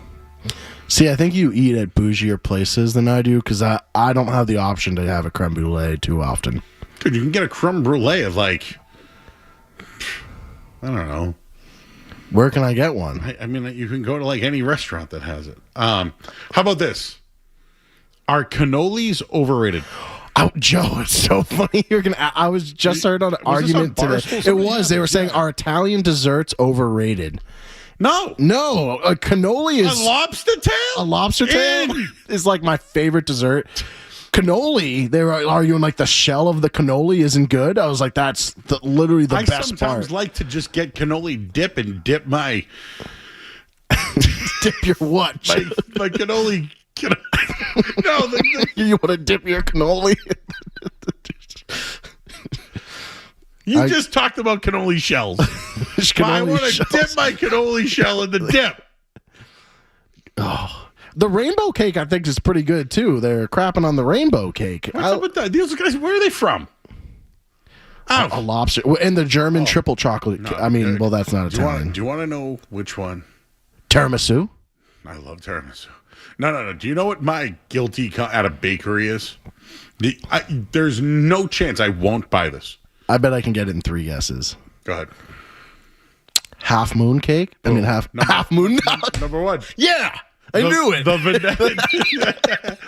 vanilla chocolate half moon. Those are delicious. I could be like, yeah, can I get the tiramisu and a lobster tail? And can I get 2 half moon vanillas, please? Thank you. And you could just put those in its own little box. I'm going to eat that in the car. Thank you. I went to Modern the other day and did that. I also got an arancini ball and a slice of pizza. How was their pizza? I mean, I ate it cold. The arancini ball, though, I love it. Are you a gelato person, too? A little high. A little out of my... You like ice cream better than gelato? Yeah. What other Italian desserts are there that we're not thinking of? How do you feel about the Italian cookies or like butter cookies? All right, so those they can be a little dry. You need a really good Italian grandmother to be making those. I think if your average bakery, you're going to like your Stop and Shop, yeah, I could see why they're dry. But I think if they're made right, they can be one of the best desserts. Skaz, you're Italian. What kind of Italian desserts does your family make? Yeah, the ones you guys are missing are like affogato. That's a good one. Affogato. Yeah. Crostata's like a fancier pie, kind of like those a lot. What about the sfogliatella is really good. That's like the donut there, the bomboloni, the cornetto. Tartufo is good. Semifrodo. What's the one that's... I'm not the biggest cannoli guy, but overrated feels a little strong. Yeah. An affogato. Yeah, that's great. About those are probably my go-to as an Italian.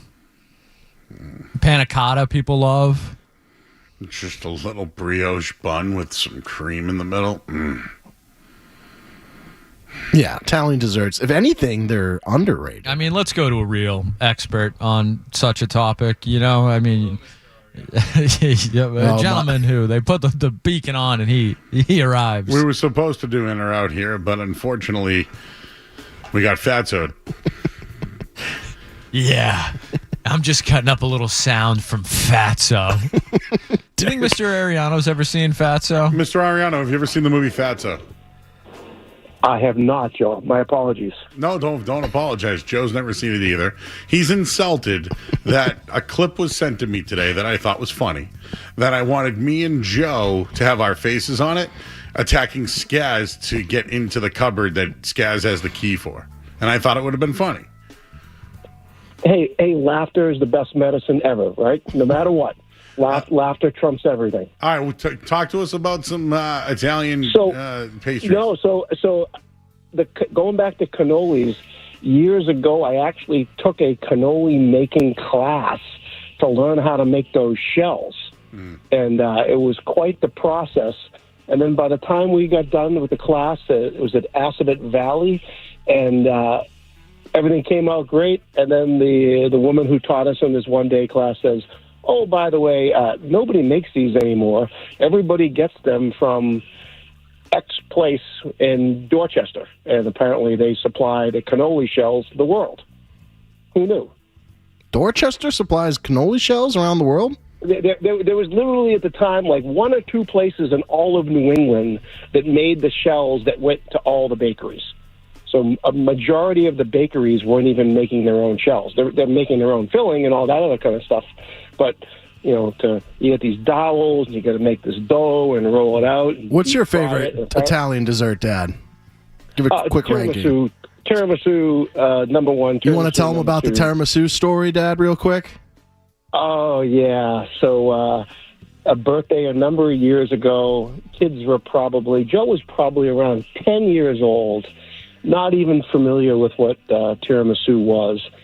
Went to a nice Italian restaurant, and for dessert, I ordered myself a nice piece of tiramisu. Mrs. Ariano ordered for something for herself. The kids got some ice cream, blah, blah, blah. I go to the men's room. I come back, and there's no tiramisu left. Joe and his sister had devoured it. And, oh, by the way, it was the last piece of tiramisu in the kitchens. So for my birthday, I was denied tiramisu. But the subsequent Father's Day, Mrs. Ariano was kind enough to buy half a sheet of tiramisu to bring home for Father's Day. So it worked out. It worked out. At the day of, I was quite the grimace, but it all worked out. In my defense, though, I was too young to appreciate your birthday, and I just had tiramisu for the first time, and I was like, "This is so good." It was and then my sister and I started fighting over it, and next thing you know, there's. And I think if you're in the North End, if you're at Mike's or Modern or Bova, hats off to all three of those places, right? They're all rock stars, and we all leave those places with big smiles on our faces. I have a friend whose grandmother owned a restaurant in the North End growing up, and whenever we go over to their house, she has that little thing that you can, the cream that you can put inside the cannolis. So delicious. So she bakes all the little rolls that you're talking about there, the cannoli roll. Yep, the little shells, yep. So we have a shell, and then we take the little thing like we're a baker, and we just right into the cannoli. It's awesome. Yeah, and oddly enough, the inside of the cannoli stuff is not hard to make.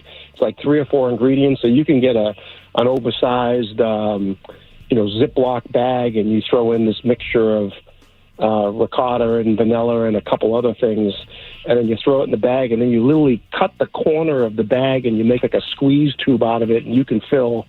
You name the device you want to put that cream in. It's fabulous. Do you guys like your cannoli shells dipped in chocolate or plain or? Whatever they want to give me. Correct. Right. Good answer, Joe. Whatever they give us. All of the above. D. Did you ever have a lemon cream filled beignet? Oh, I've had the beignets down at New Orleans at Cafe de Mode. They were quite delightful. My dad's favorite dessert is raspberry stuff. If you get anything like a raspberry anything is top notch. Black raspberry ice cream. Oh well, that ice cream that's the top of my ice cream pyramid is black raspberry. Oh, you got an ice cream pyramid? Yeah. Isn't there a pyramid for all food groups? I've never thought of it that way. Joe, what's your top 3 ice cream? What do we got? Okay, watermelon sherbet would be my number that's a winner. one. There's only 2 places that do it really well. One is Richardson's on the North Shore. The other is Sunday School down on the Cape. My sister makes a good watermelon cocktail, and she uses watermelon sherbet in it.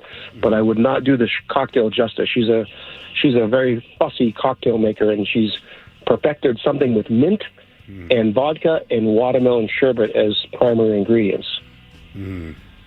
I know this is boring, but I'm a straight like cookie dough, some sort of vanilla with a like a chocolate. I could do Oreo. Yeah. I could do chocolate sprinkles, whatever you want.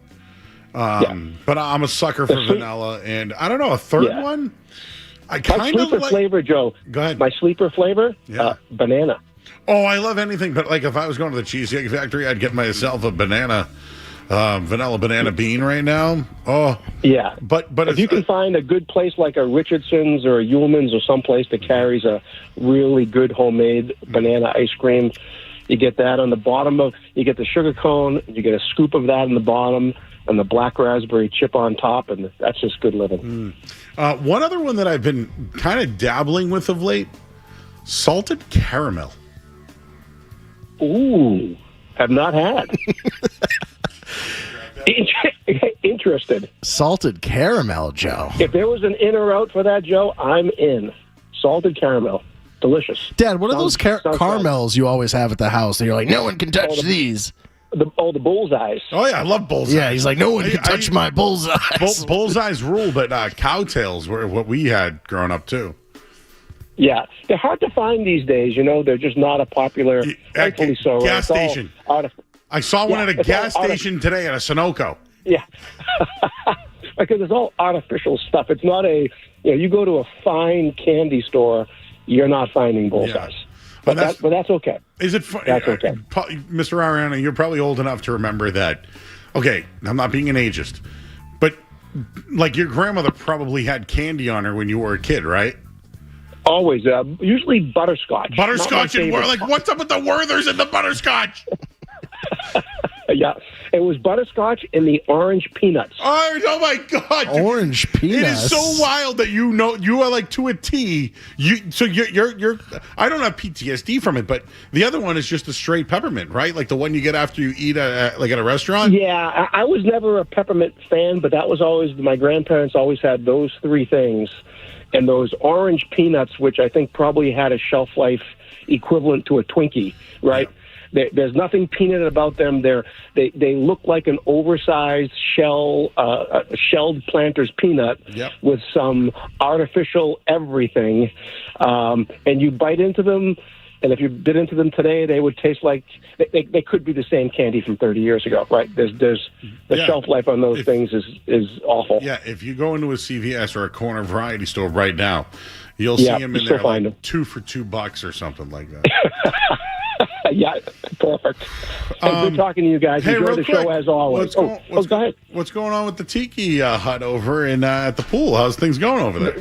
The Tiki's been quiet. I've had a little bit of a health setback. Won't go into details, but I'm a little bit slow here, and but got to gear up for football season. Like at the Tiki, the best time of year for the Tiki is when you get baseball playoffs and then college and pro football. Those are just great days outside. So is the Ariano household like a MASH unit right now? It is. It really is. Joe's been leading the pack for a while. I'm coming on strong second, but both of us are hopefully trending off of the health list. So we have our moments, but lots of laughs and lots of smiles. Got to stay positive. As the football would say, I'm a DNP questionable for Sunday. Yeah, Joe has not been ruled out. But I haven't been practicing. yeah, it hasn't been practicing, and DraftKings has his running yards from scrimmage at 1.5 yards. Okay. Yeah. I would like to let you know that Sharpie has reached out to me today. Sharpie reached out to you? How did he reach out to you? I was on Nesson earlier today, plug. And with Spider-Man breaking records this weekend, we did our top 5 Tuesday top 5 movie series. Yeah. And my number one was what the hell was my number one? Now that I think about I had The Godfather as number 2. Godfather 1 or Godfather 2? Well, the series, like the trilogy. Dad, what were you... Gotcha. So, Joe, my dad and Sharpie, while they don't go to the tiki, they do swim and enjoy beverages by the pool a couple times a week. So they're not at necessarily the tiki, but they are swimming, enjoying... and they were talking about... Hour at the pool. What were you saying, Dad? You have to watch Godfather 2 before you watch Godfather 1? Well, that was your hot take? You don't have to, but that's chronologically... Godfather 2 is earlier in the calendar than Godfather 1, but they're both. Yes. And I think you mentioned the other day in the air, Joe, that you watched Godfather 3 recently. And Coda. I think Skaz appropriately said, why? It was horrific. It was horrible. It's horrific. But I'm sad that they made it. It really is sad that they made it. It really is. But yeah. I have watched that one that shows it in chronological order.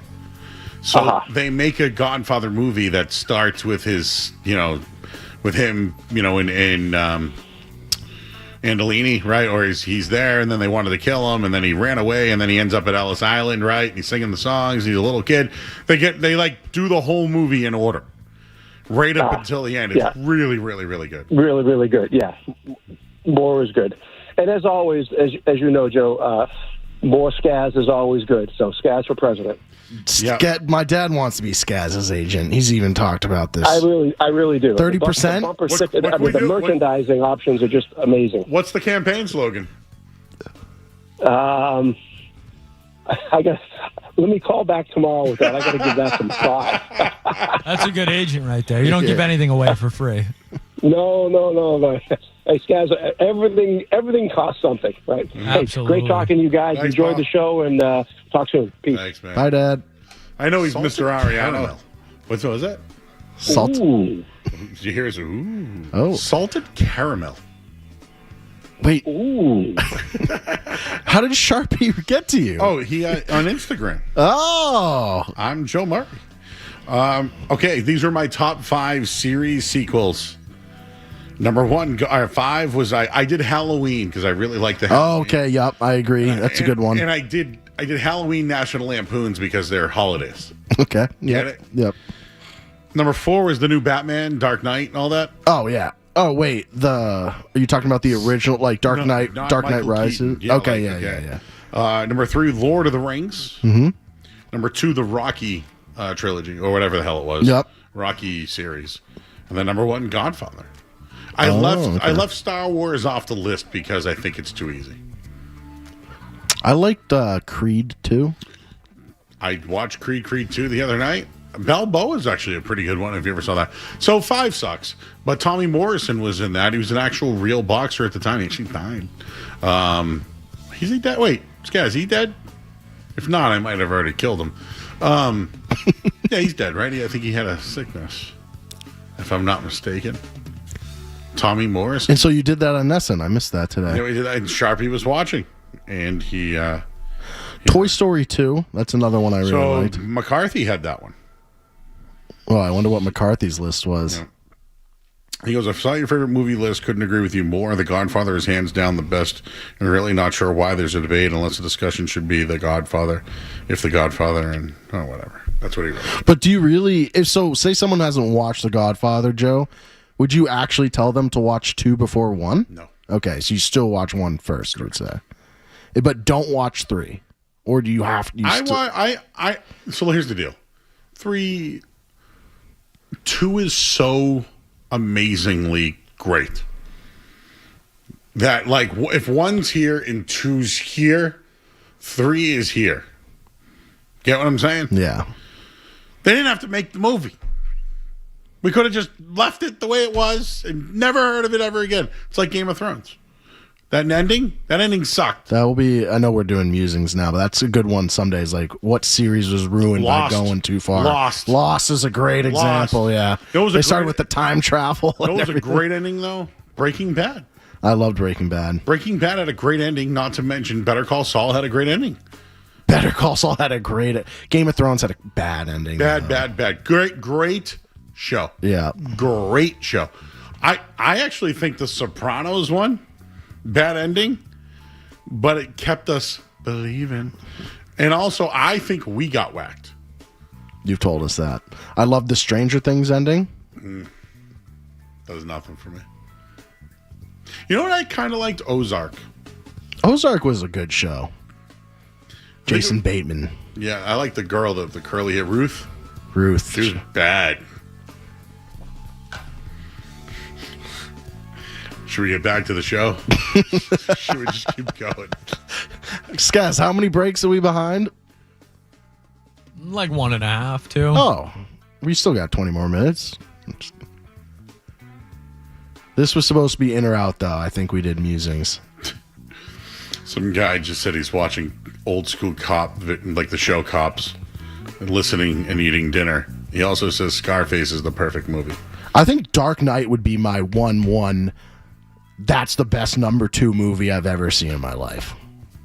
I'm with you. That's got to be in the list. Terminator 2 is Terminator 2, movie. yeah. I feel like that kind of gets overlooked, but that's as good as a sequel gets, in my opinion. Does the Fast and the Furious franchise get a look? It's too many. Talk about something that went on way too long. My favorite Harry Potter is The Prisoner of Azkaban, which is the third one. Which one's my favorite too? Which one's Dobby? That's when he appears. He.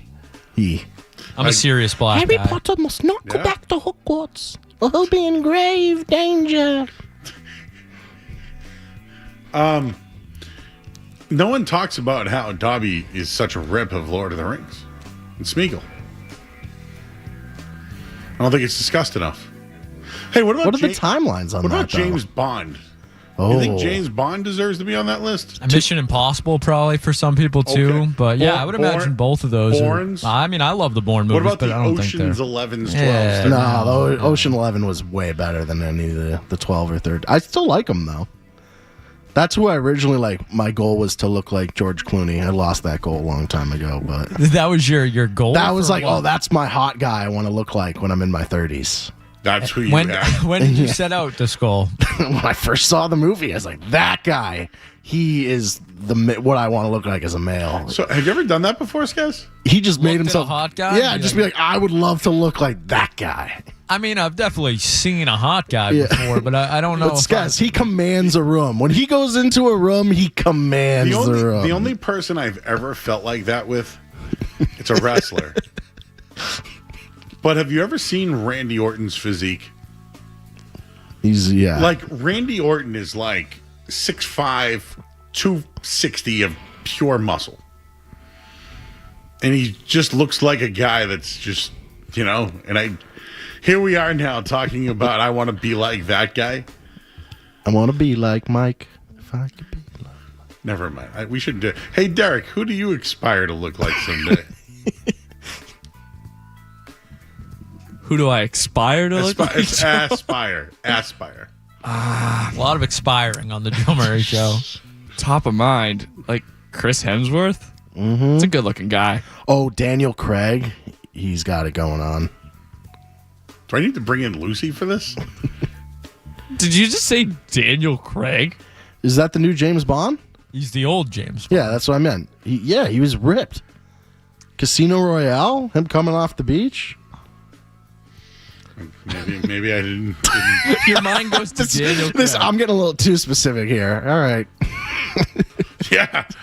You guys don't know that beach scene, Top Gun, when they're all in beach? Yeah, that's playing with my boys. Yeah, who doesn't want to? Oh, you mean the new Maverick Beach? Yeah. Oh, that one sucks. I thought Skaz, who's the famous person? Who's Rooster in the new Top Gun? Yeah, I know who you're talking about. Call sign. Maverick. Do you know who I can't stop following is Hogdale? Hogtail's awesome. We had him on one night. He said, I know, I was here. He said he loved it. But he just can't say anything. Yeah, you know? can tell he wants to unleash. Oh, he's like, what was that movie? Road Trip? Unleash the Fury. Do you know last week it was just me and Skaz one night? Nobody was here. And we were like, hey, man, I think at the end of the night we were like, was it different without anybody being here? I think the show flew by the way. Any in or outs that are worth talking about real quick, Skaz? I mean, I don't know, but there's some good sound from this segment. Chris Hemsworth? Mm-hmm. Was that me? Mm-hmm. It's a good. Chris Hemsworth? Mm-hmm. It's a good. How do you feel about Channing Tatum? Prime Channing Tatum, I'm in. I'm not. He's too skinny now. And what's the new movie he was in where he's like hiding the whole time? Roof Man. What? Have you seen that movie? He hides in like a Walmart. He was in 21 Jump Street. Yes, he commands a room. When he goes into a room, he commands the room. The only. How did I talk over that? I mean, was I wrong? Does George Clooney not command a room in Ocean's 11? Who's that girl in the movie who's like his ex-wife who always just creeping Tessa. back? Yeah, Tessa. Tess. Remember Julia Roberts played Julia Roberts in the second one, or was that the third? I can't remember.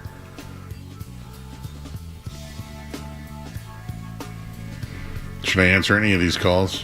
Chris Hemsworth? Mm-hmm. Oliver is in Easton. Hello, Oliver. Yeah, guys that you aspire to look like. I was thinking about Paul Walker in Fast and Furious. Oh, yeah. What about Varsity Blues? That one too. That works too. That's a good-looking guy right there, Jim. I'm Joe. Sorry. It's a show. Remember that one? Paul Walker has great hair. Paul Walker he has great hair. He got what's her name there? He dated the girl from I almost said Stiletto. Dominic Toretto's sister. Wait, is he married? No. Who's the girl from Hitch? The hot girl. She's married to. She was the one that was gonna date Will Smith, but then he was the dating coach. Skaz, do you know who this is? Can you believe this guy? Come on, you know what I'm talking about. Come on, Hitch. You know the movie Hitch, right? Oh, Eva Mendes? Eva Mendes, thank you. Whew. Who's she married to? Ryan Gosling. I That believe. guy's lucky. I think handsome guy. He was in Barbie. Sunshine, right? Not Sunshine. He's the cornerback there, the liability. But he's Barbie. He is. He's Ken. He's just Ken. Derek kind of looks like Ken tonight. What? No, Aurora said that pre-show. He's dressed up like an Abercrombie model. Derek, did Aurora not say that? That is the first thing Aurora said when I walked in. She said I look like Ken. I mean, is that a compliment? Certainly not an insult. I mean, it's not an insult at all. No, it's not actually. an insult. If any, and I'll say this: Aurora is like not a creep. Like, you know what I'm saying? Like, I think it's safe to say Aurora is not a creep. What I'm trying to say is, if one of us say, "Hey, Aurora," I said she looked like Tia Carrera. Does that make me a creep? I don't know who Tia Carrera is. Oh my god! I don't know who Tia. You guys Carrera ever is. seen Wayne's World? Oh yes, His girlfriend. yes. Doesn't she look like him? We talked with Aurora about this. Yes. I believe. Yes, yeah. But I wasn't. It's not a creep. No. See, that's the problem with men and women these days. You ready for this? That's the problem. This is the problem. Women have become unapproachable, don't you think? Because they think anything that Just you switch do, over to the musings music. they think what you do, like you're intimidated of them because they think you're just hitting on them. When it's like, hey, I really like your boots. Have you seen so-and-so's movie? He wears those boots too. That's the only reason why you're going over there is because you like the boots and you like the movie. You're not trying to go over there to make the moves. You're trying to talk about the movie. But they are like, and then her friend, oh my God, her friend will be like sticking up for her. Like, she doesn't want to talk to you. Right? You've seen this, Joe? So this happened to me a couple weeks ago, actually. So I in Instagram, I saw one of my good friends, her girlfriend, her friend that's a girl, moved to Colorado. I messaged her, I was like, wow, like that's a sick view. Like, congrats on the move. Then she messages my friend. She's like, hey, your friend Joe's hitting on me. He's in my DMs. I was like, I was literally just paying a compliment. And now you're all up in my business saying I'm hitting on you in your DMs. You can't just message saying that's a sick view. You can't just say, work it, girl. I'm so happy for you. Yeah, like, instead great, it's congrats. like, oh my God, he was in my DM. Yeah. Joe, I don't think you should be saying work it, girl. This is going on socials. This is great. No, it's not. No. Anyways, my point is this. All Street Team Joe is trying to say is he's a handsome man. But now everybody's taking it the other way, saying, ooh, she's in his DMs. He's in his Barbie phase. Chris Hemsworth? Paul Walker. What a stud. He can drive my stick.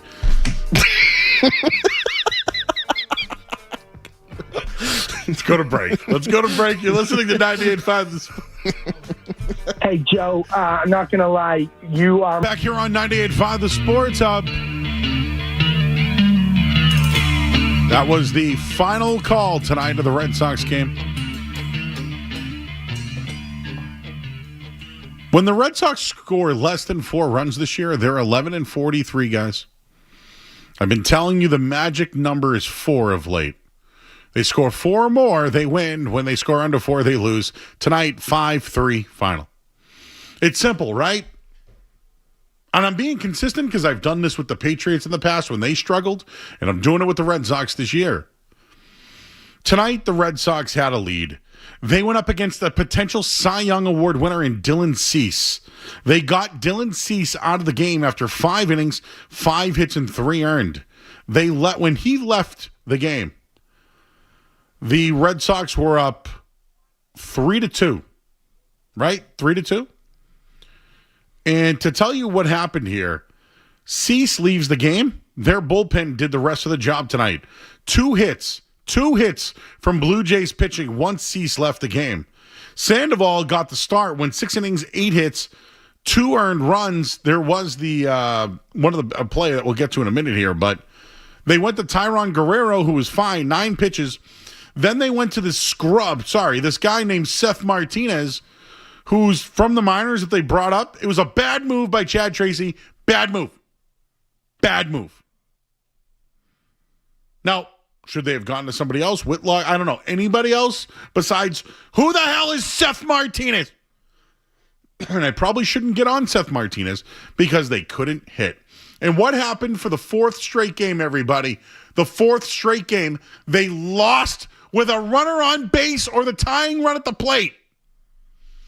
Their biggest issue, and you mentioned it, Skaz, their biggest issue, bullpen ERA their last 4 games. The bullpen ERA is 4.02. The starter ERA is 3.93. They're averaging 2.5 runs a game. The 9 games before that, they were averaging 8 runs a game. It's a 6-run differential. And you're losing again to the Blue Jays, a team that's in your division. You have a 6-game comfort lead, and you're blowing them 4 in a row. You're blowing the games 4 in a row. You hit Dylan Cease tonight. You can't lose a game when you beat one of the aces in the league, and you did it. So now you're teetering. Are the Red Sox turning into a pumpkin again? They made a desperation move, adding Adley Rutschman to the lineup tonight. How'd Rutschman do? 1 for 3, 2 walks, had a strikeout in his first at bat. But to me, I thought he somewhat protected Contreras, who went 0 for 4 again, who is now 4 for his last 25. You got 2 home runs in this game, Rafaela and Wilyer Abreu. You got hits from Duran, Monasterio, Sogard. You lost the game. You lost the game. You got good pitching, but your bullpen, why did you go to Seth Martinez tonight? The bullpen blew the game once again.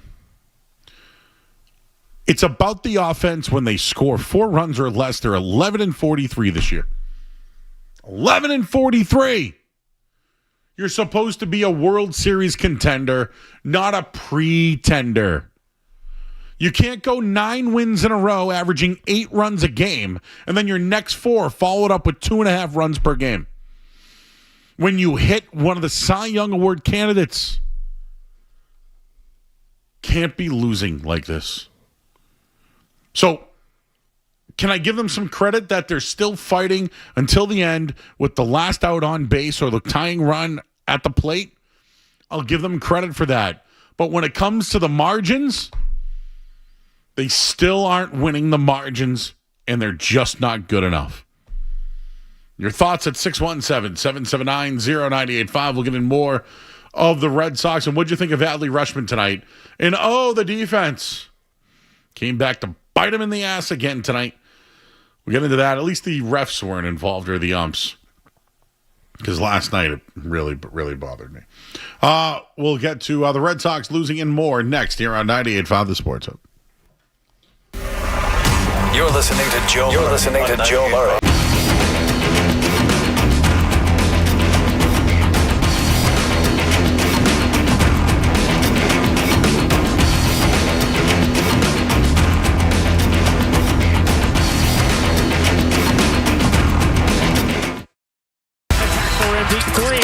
Two-hand slam. Wow. 98.5 Sports. They're reeling or have lost 4 in a row or any of that. It's those little things that earlier in the year they sucked at, and I thought they were better at. And maybe I'm just disappointed in myself for believing, because I do think that their last 9-game winning streak was something, but they were scoring 8 runs a game. Now they're scoring 2. That's the difference. Their bullpen's worse right now. I think Chad Tracy had a tough night tonight. You could make, I guess you could make a case that maybe they left Sandoval in a little too long. Maybe they didn't stick with Guerrero enough. There was something there. I've been claiming to give time off to Chapman, who's now hasn't pitched in 3 straight days. Could you put him on the 10-day IL and already retroactive him and miss the next, So you'd miss 2 more games. So that'd be 10, 9, 8, 7, and then 6, 5. And then he'd miss the Diamondback series. Is it worth it? I mean, you're already giving him the time off now anyways. It's probably too late. It's the hitting, though. You hit Dylan Cease. It's upsetting. You hit the guy that's potentially going to be the Cy Young Award winner. You hit him. After last week, he struck out everybody and went scoreless. I thought Sandoval pitched well enough tonight, but only got charged for 2 earned runs. Caleb Durbin, the error at third tonight, which cost the team. They go to Guerrero, who pitches an inning, gets the strikeout on 9 pitches. But then they decide to put Seth Martinez in the game. Who the hell is Seth Martinez?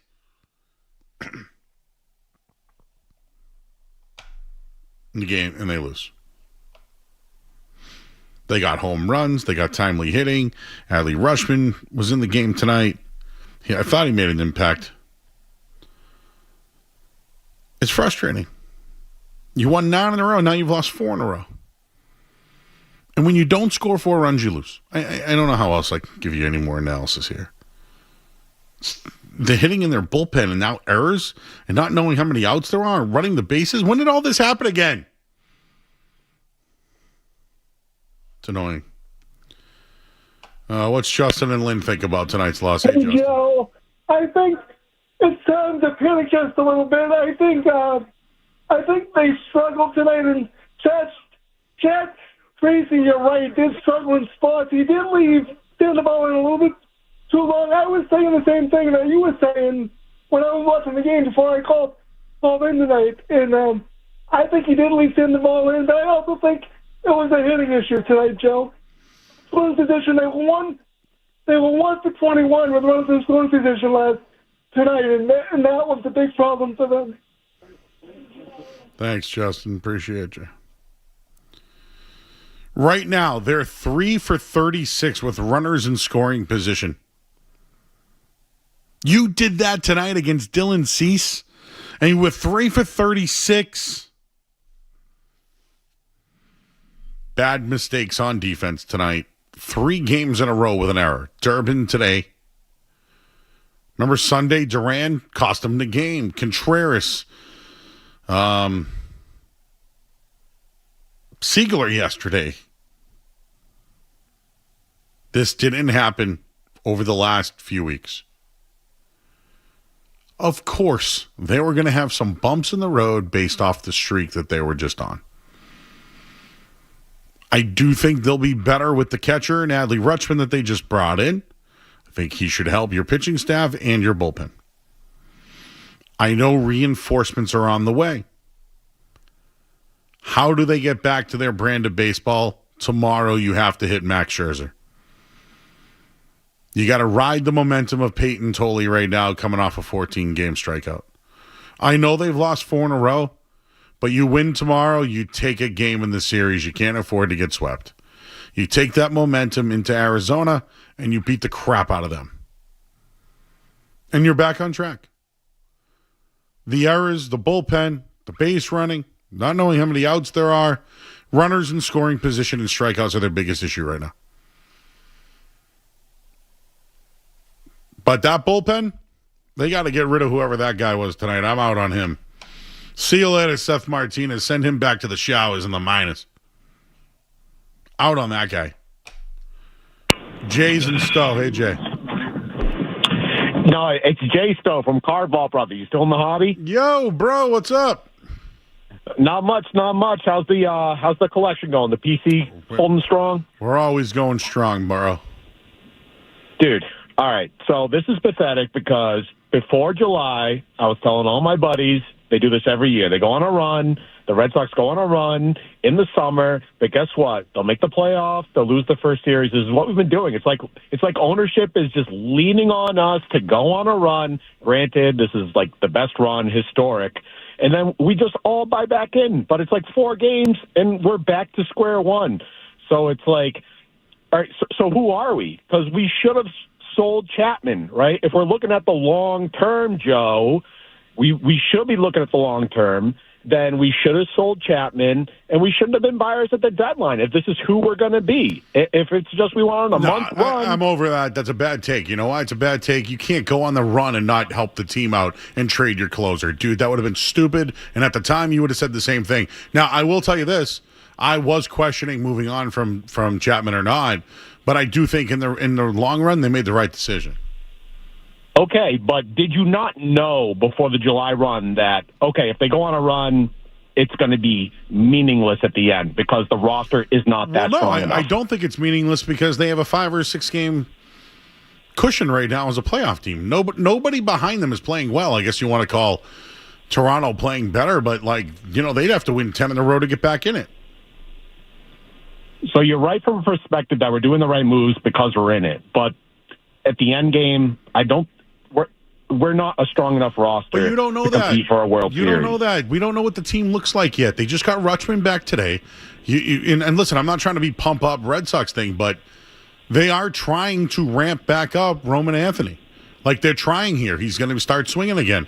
Crochet might start pitching it. Trevor Story. I'm not saying that Trevor Story's the answer. I don't even know if Roman's the answer. All I know is those were the guys that they depended on earlier in the year who did fail, by the way. But I think that right now, I don't know how long these Sieglers and Sogards and Monasterios can carry you. You're probably going to need Trevor Story to help you or even Roman Anthony at some point. And that might be the question there. Like, should they be depending on these guys to help them? And maybe they should have done more at the deadline? Maybe that's the question. Joe, I think you're 100% right. We need to win tomorrow and then win the next series in Arizona, or else you're going to be getting a lot more calls like me. Like, we know who they were the whole time. That's my point. Yeah, I just want to be just honest, though, that the last 4 games that they've played, they've had the winning run or tying run on base.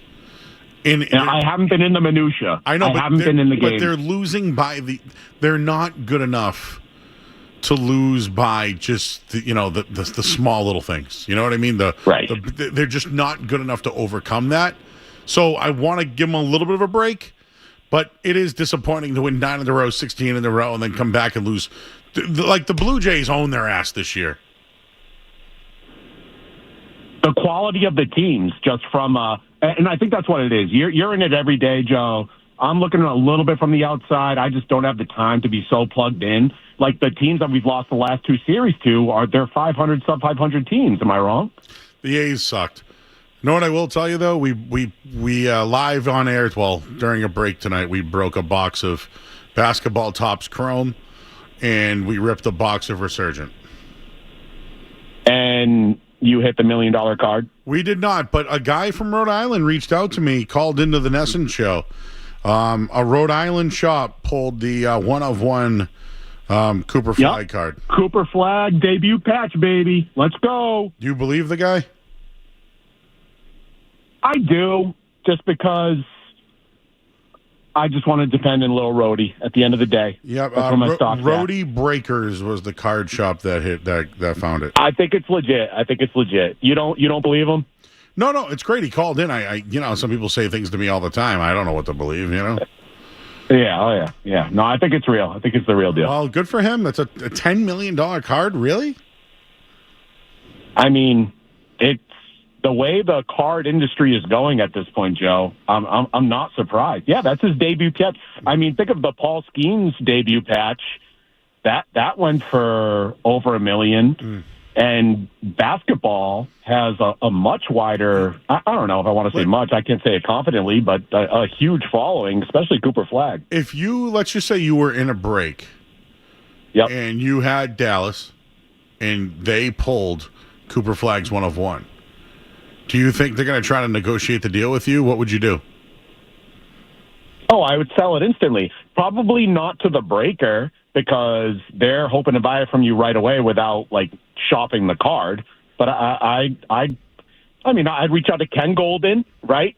I'd reach out to Fanatics. I'd say I hit this big card. If it's a card at that level, Joe, I mean, if I hit a 1/1 of a lower player, no.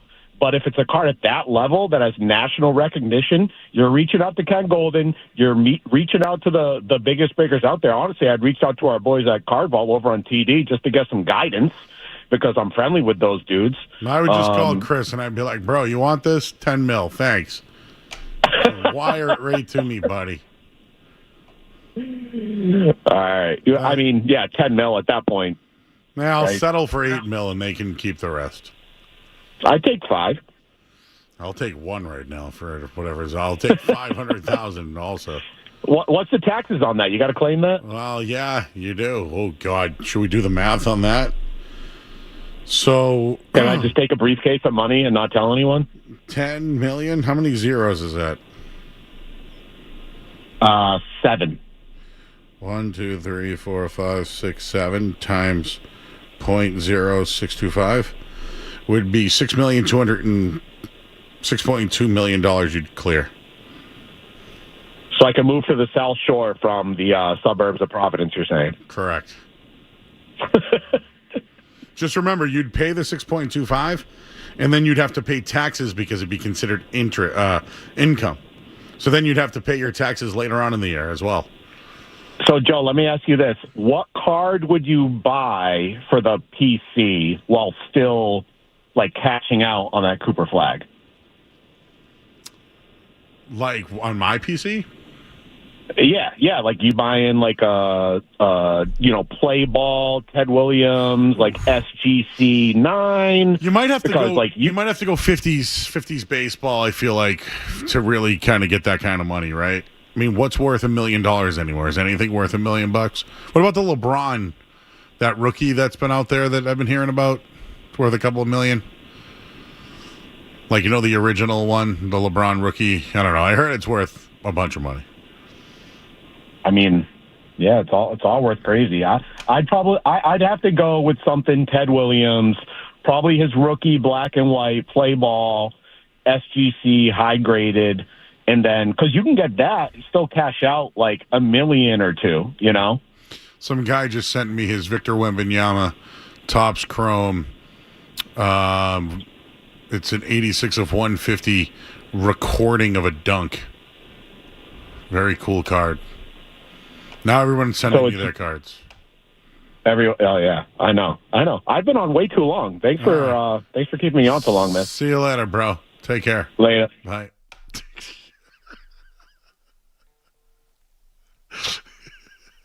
So that guy used to be in the chat, Skaz, when we worked at Card Vault. We would break cards and he'd be in there.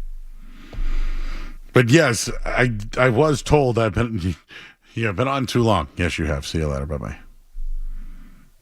Yes, you have. You know what I never mentioned? Kendra was listening to the segment with me and with his JT Joe.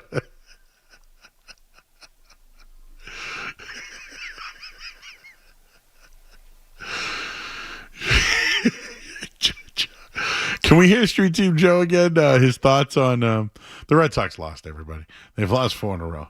Can we hear Street Team Joe's thoughts on men again? Chris Hemsworth? Mm-hmm. Poor guys. He just made himself a hot guy. Yeah, just be like, I would love to look like that guy. I mean, I've definitely seen a hot guy before, but I don't know. But guys, he commands a room. When he goes into a room, he commands the room. The only I did like Randy Orton.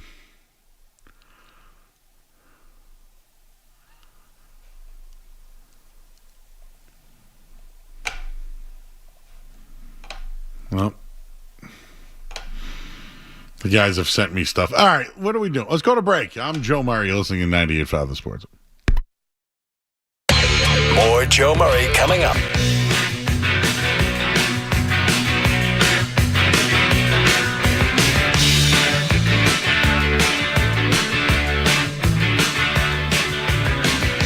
Can't remember what we were doing again here. The Red Sox lost, everybody. Your thoughts, 617-779-0985. We didn't talk about the Celtics schedule tonight. If you want to talk about the Red Sox, you can. I'm pissed off, though. Red Sox have lost 4 in a row, everybody. And they're doing it like the way that they were losing games earlier this year.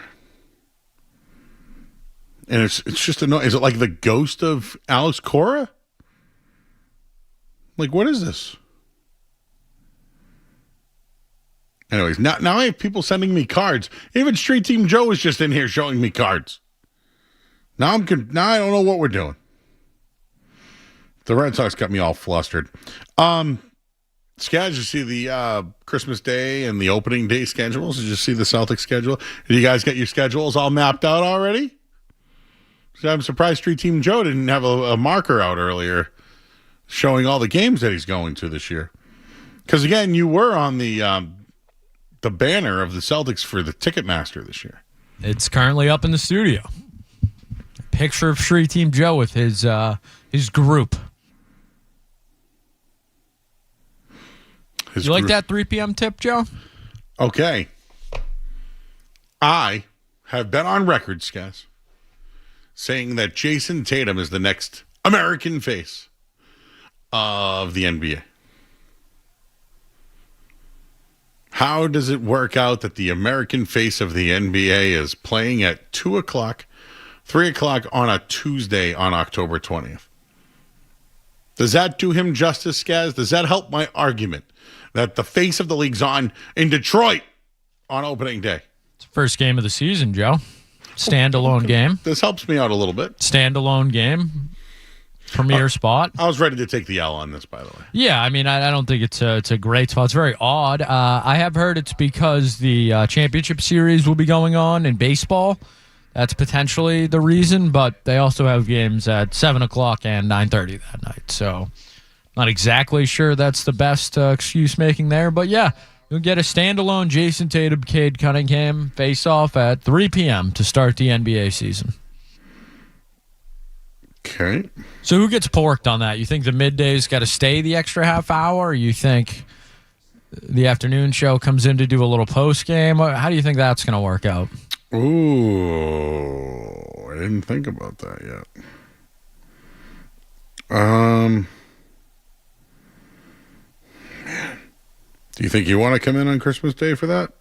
Christmas Day? No, I will not be here on Christmas Day. Oh yeah, who will be there? That's right. The game's at 3, right? Heat Celtics is at 2:30. That probably, if I had to guess, that would be Matthew Stenberg. Stenny. Do you ever hit the voice to text sometimes and then whatever you say just starts texting? Yeah, you accidentally kind of hit it and then it just picks up the show. I've had that happen. That's what's going on with me right now.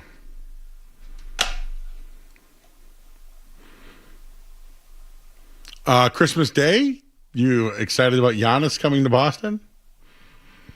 Does that get you in your jollies? I mean, it should be a win.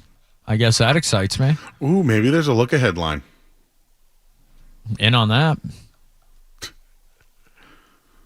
Some guy loves the fact that the Red Sox lost again. Said serves us right. But he called us a bunch of, how do I say this? Well, I can't say it. But do you like Smucker's jelly? Just imagine what he called us.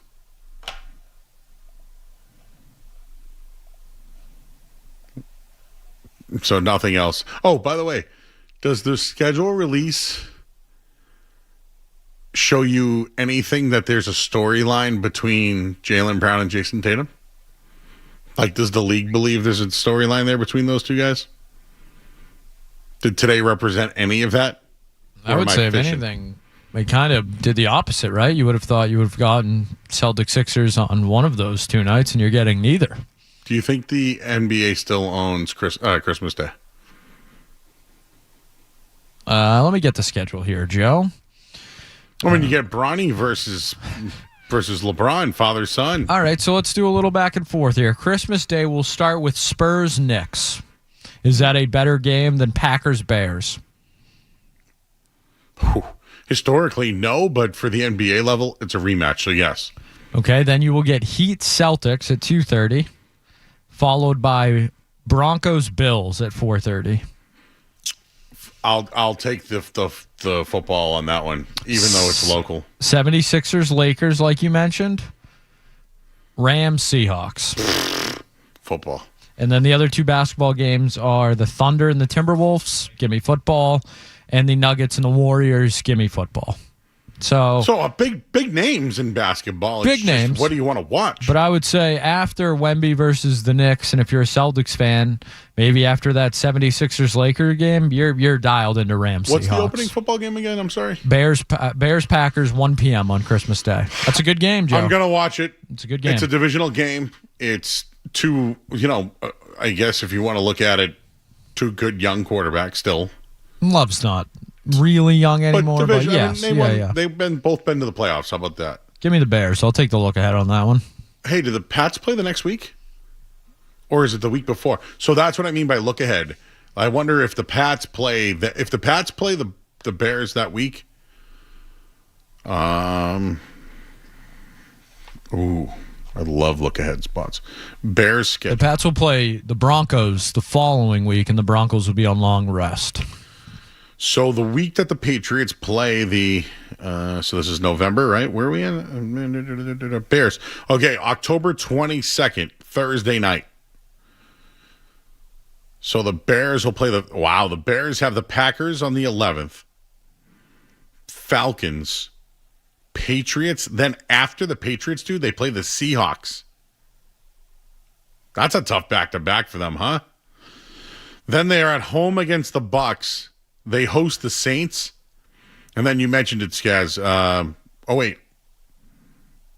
What day is... Oh, this is Christmas. Yep. So then they'll play the Lions.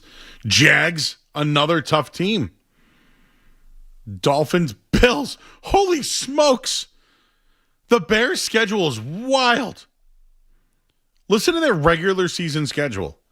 They open up against the Panthers. Win. They play a divisional game against the Vikings. They should win. Then it's the Eagles. You get the Jets in between the Packers. Falcons, Patriots, Seahawks, Bucks, Saints, Lions, Jaguars. You get the Dolphins. And then it's Bills, Packers, Lions, Vikings. Wow. That's got to be a tough schedule, right? That's a tough schedule. Anyways, December 25th, Packers, Bears. I'll probably watch Wemby. I'll be watching everything. Who am I kidding? What are we getting for Italian desserts, though? That's the question. Liam's in the car. Liam. Yo, I just want to say something about how we have a 3 o'clock game on a Tuesday to open up the NBA season. That is ridiculous. Yes. Like, who is going to watch that game and, like, skip work? Me. Yeah, obviously. But if you got work that day, you got to, like, sneak it somehow. Yep. And I like how we have the Knicks on Friday against because we get the rivalry again. I think we're going to blow them out. Really? The defending champs? Yeah, we're going to blow them out. Peyton Pritchard's dropping 40 that game. 40? Yes, 40. All right, guys, mark that down. Liam, from where, Liam? Currently 495 headed down south. Just came back from a Worcester Red Sox game. Woo Sox. What happened there tonight? They lost 9-6.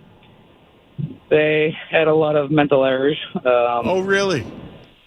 Yep. Romy Gonzalez. How do you do? Hit well, did not defend well. How about Christian Campbell? Campbell, he went like 1 for 5. Did not do very well. With an RBI, though. How was the food in Worcester? The food? We went to Volturno. Yeah. The pizza place. Yeah. That pizza place is amazing. Yeah. Shout out Volturno. But Sox, Arias looks amazing again. Looking great. This is going in a bad place because I hung up. I knew it was going somewhere. I protected the house. You must protect this house. Sorry, tomorrow's Ranger Suarez versus Jose Soriano. Did I screwed that up, huh? I said totally. I'm a day off. What day is today? Today would be Tuesday, August 11th, Joe. Dude, is tomorrow Ranger Danger? I think so. You're the Nesson guy. Ranger Danger. What did he say? 40 wins, Joe? Is that what he said? No, he said Peyton Pritchard will score 40 against the Knicks. Oh, cool. On Christmas Day. That's so Liam on the north, on the I'm south not sure shore. he's aware of the schedule. They don't play the Knicks on Christmas. When do they play the Knicks? He didn't worry about New York, he said. Oh, well, that's good. They won the title last year, and you didn't, caller. That's correct. Celtics Knicks will be October 23rd. Okay. That would be a Friday because the Bears and the Patriots play on the 22nd. So Skaz, we'll have the Pats game that night. Nice. And then the next night A couple of easy days for us, Joe. There's winter interns, Derek. We have lots of interruptions. We're going to be putting those kids to work. Find out who those kids are first. We got one of them. So we have already locked one in? Locked one. I'm supposed to talk to another tomorrow. All right. Should we do like a... I had a funny thing for social tomorrow. You don't Does it involve Fatso the movie? No, but you don't think Riley's listening, do you? Joe, I would go out on a limb and say no. She's not listening. I think we should do a report card as a... Riley's report card? Because it's my last day with her tomorrow. Yes. Because her last day is on Monday. But what kind of funny questions could we get her on? Like one of them could be like, does she sit still and pay attention? The sitting still, I would lean no strong. No, but what I'm saying, do you get what I'm going with it though? Like we could do a video of a questionnaire of sorts. But we read the questions and then just see her reactions. I think it could be funny. No, I'm not against it. Okay, we'll work on that one, Derek. You're here tomorrow. Work on that one. Yes, no Derek on Thursday. Hair tomorrow, I believe. Yeah, we got a Pats game on Thursday. You get the night. What are you going to do? Watch the Pats? He's going to be in attendance. Boots on the ground. You've been at Gillette more than I have lately. And Riley was there today, I think. They've been there long more than us. But you didn't get a ride in a cart from Fred. Shout out to Fred. Also, shout out to Skipper's Chowder House in Yarmouth. Intern Chris went today. He's not even intern Chris anymore. Chris DeSisto. He texts me and he goes, hey, when we got to the Cape, the first place we came to was Skipper's. And I said, hey, say hi to Milan if he's in there. He says hi to Milan. Milan and the owner reach out to me. And they hooked Chris up with some swag. And the Joe Murray net is wide. It is wide. But the best chowder on the Cape by far. And the chowder hits differently on the Cape, Skaz. When are you going back down there? When are you going to the Cape? Well, you got a house now, so you ever leaving? I'm going to play some golf tomorrow down in Marion, which is about as far down as I'll go. That's far. That's down there. But it's for golf, so I'll make the drive. Okay. What does yellow mean on the call screen? That's a great question, Joe. I feel like we should take it, even though it says he's a block caller, or they're a block caller.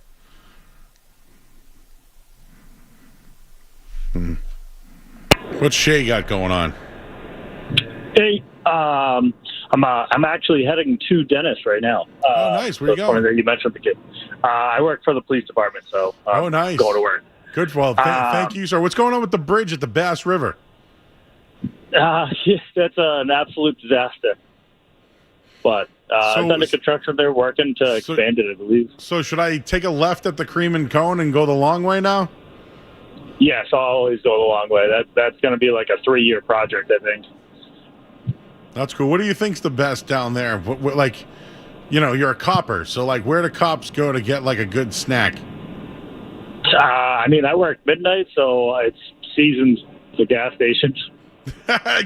You agree with me that generally when you look for snacks, you go to a gas station? Oh, 100%. Yeah. I don't mean to bring up the bad in the Red Sox, but I think the Red Sox absolutely dropped the ball with Connolly early. I think we should have kept him, and I don't even know what's going on with Curtis Meade, so I think that's an absolute... First off, Connolly early has tightness in his forearm and will not begin pitching, so he right now can't pitch. Okay. So does that change your mind? No, because I still don't know what's going on with Curtis Meade. Oh, he'll be back. He's got a wrist thing. Okay, all right. Well, they said 4 to 6 weeks, but with the Red Sox, sometimes you got to give it 8. Well, so then he's out. So who will be back first? Earlier? I think this is the order of coming back. I think you had Rutschman tonight.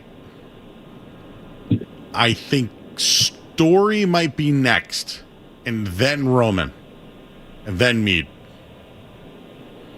Okay. That's interesting. So 2 out of 3 ain't bad, right? That's how it goes. That is. What do you think of the doghouse in Dennis? I'm actually wearing their T-shirt. Hell yeah. How about Banderas? Those are my friends. Oh, I know their son, Mike. Mikey, that's my buddy, too. Oh, yeah. Mikey Banderas is like a he's a content guy that's not a content guy. Yeah, I see him just about every Friday, Saturday at Chapin's. The Chip, baby. Yes, sir. Well, hey, hopefully I don't run into you Labor Day weekend. How about that? Well, it'd be an honor. So. Well, who knows? I might be at Ocean House. I don't know. You never know. Late night. That's where I go. Okay. All right. Or maybe I'll see you there. Or O'Shea's, but don't tell anybody. No, never. Courtesy ride, obviously. Thank you, sir. Appreciate you. Thank you for your service. Have a good one. Take care. We always need a cop on our side, especially on the South Shore. Or is that the Cape? On the Cape. think we made a cop friend. Now I got to talk to Mikey. Banderas is the place that wouldn't serve me the meatball on the wraps, guess. Oh, I know, Joe. I'm familiar. I'm familiar with their work. They were like, no, we're not doing that. Should we just take calls and call it a night, or should we actually break? What do you think? We got 2 breaks, so. Let's break now, and then we'll take the calls the rest of the night here in the Sports Hub. Sports Hub headlines. Red Sox lose 4 in a row now, 5-3 tonight. Adley Suarez goes tomorrow, who has not gone over 4 innings in his last 3 starts. So what happens tomorrow? They're going to need him. They do have their bullpen healthy. No Whitlock tonight. No Chapman tonight. So they at least have their bullpen available. Can their bats get going? 3 runs tonight. They were averaging 8 runs a game during their 9-game winning streak. They're averaging 2.5 in their 4-game losing streak. Something's got to give tomorrow night. We're back here tomorrow night as well. I'll have a send-off for Riley. It's her last night with me here. Her last internship, she did a good job. So I'll let her run a segment. Derek's going to be here on an off night. So that should be cool. We'll get the both of them together. And then we have content we haven't even posted yet with cards and other stuff. And not to mention, we'll get into Street Team Joe's all-men team. We'll tell you what that means tomorrow. For intern Derek and James Scaramazino and Street Team Joe Ariano, I'm Joe Murray.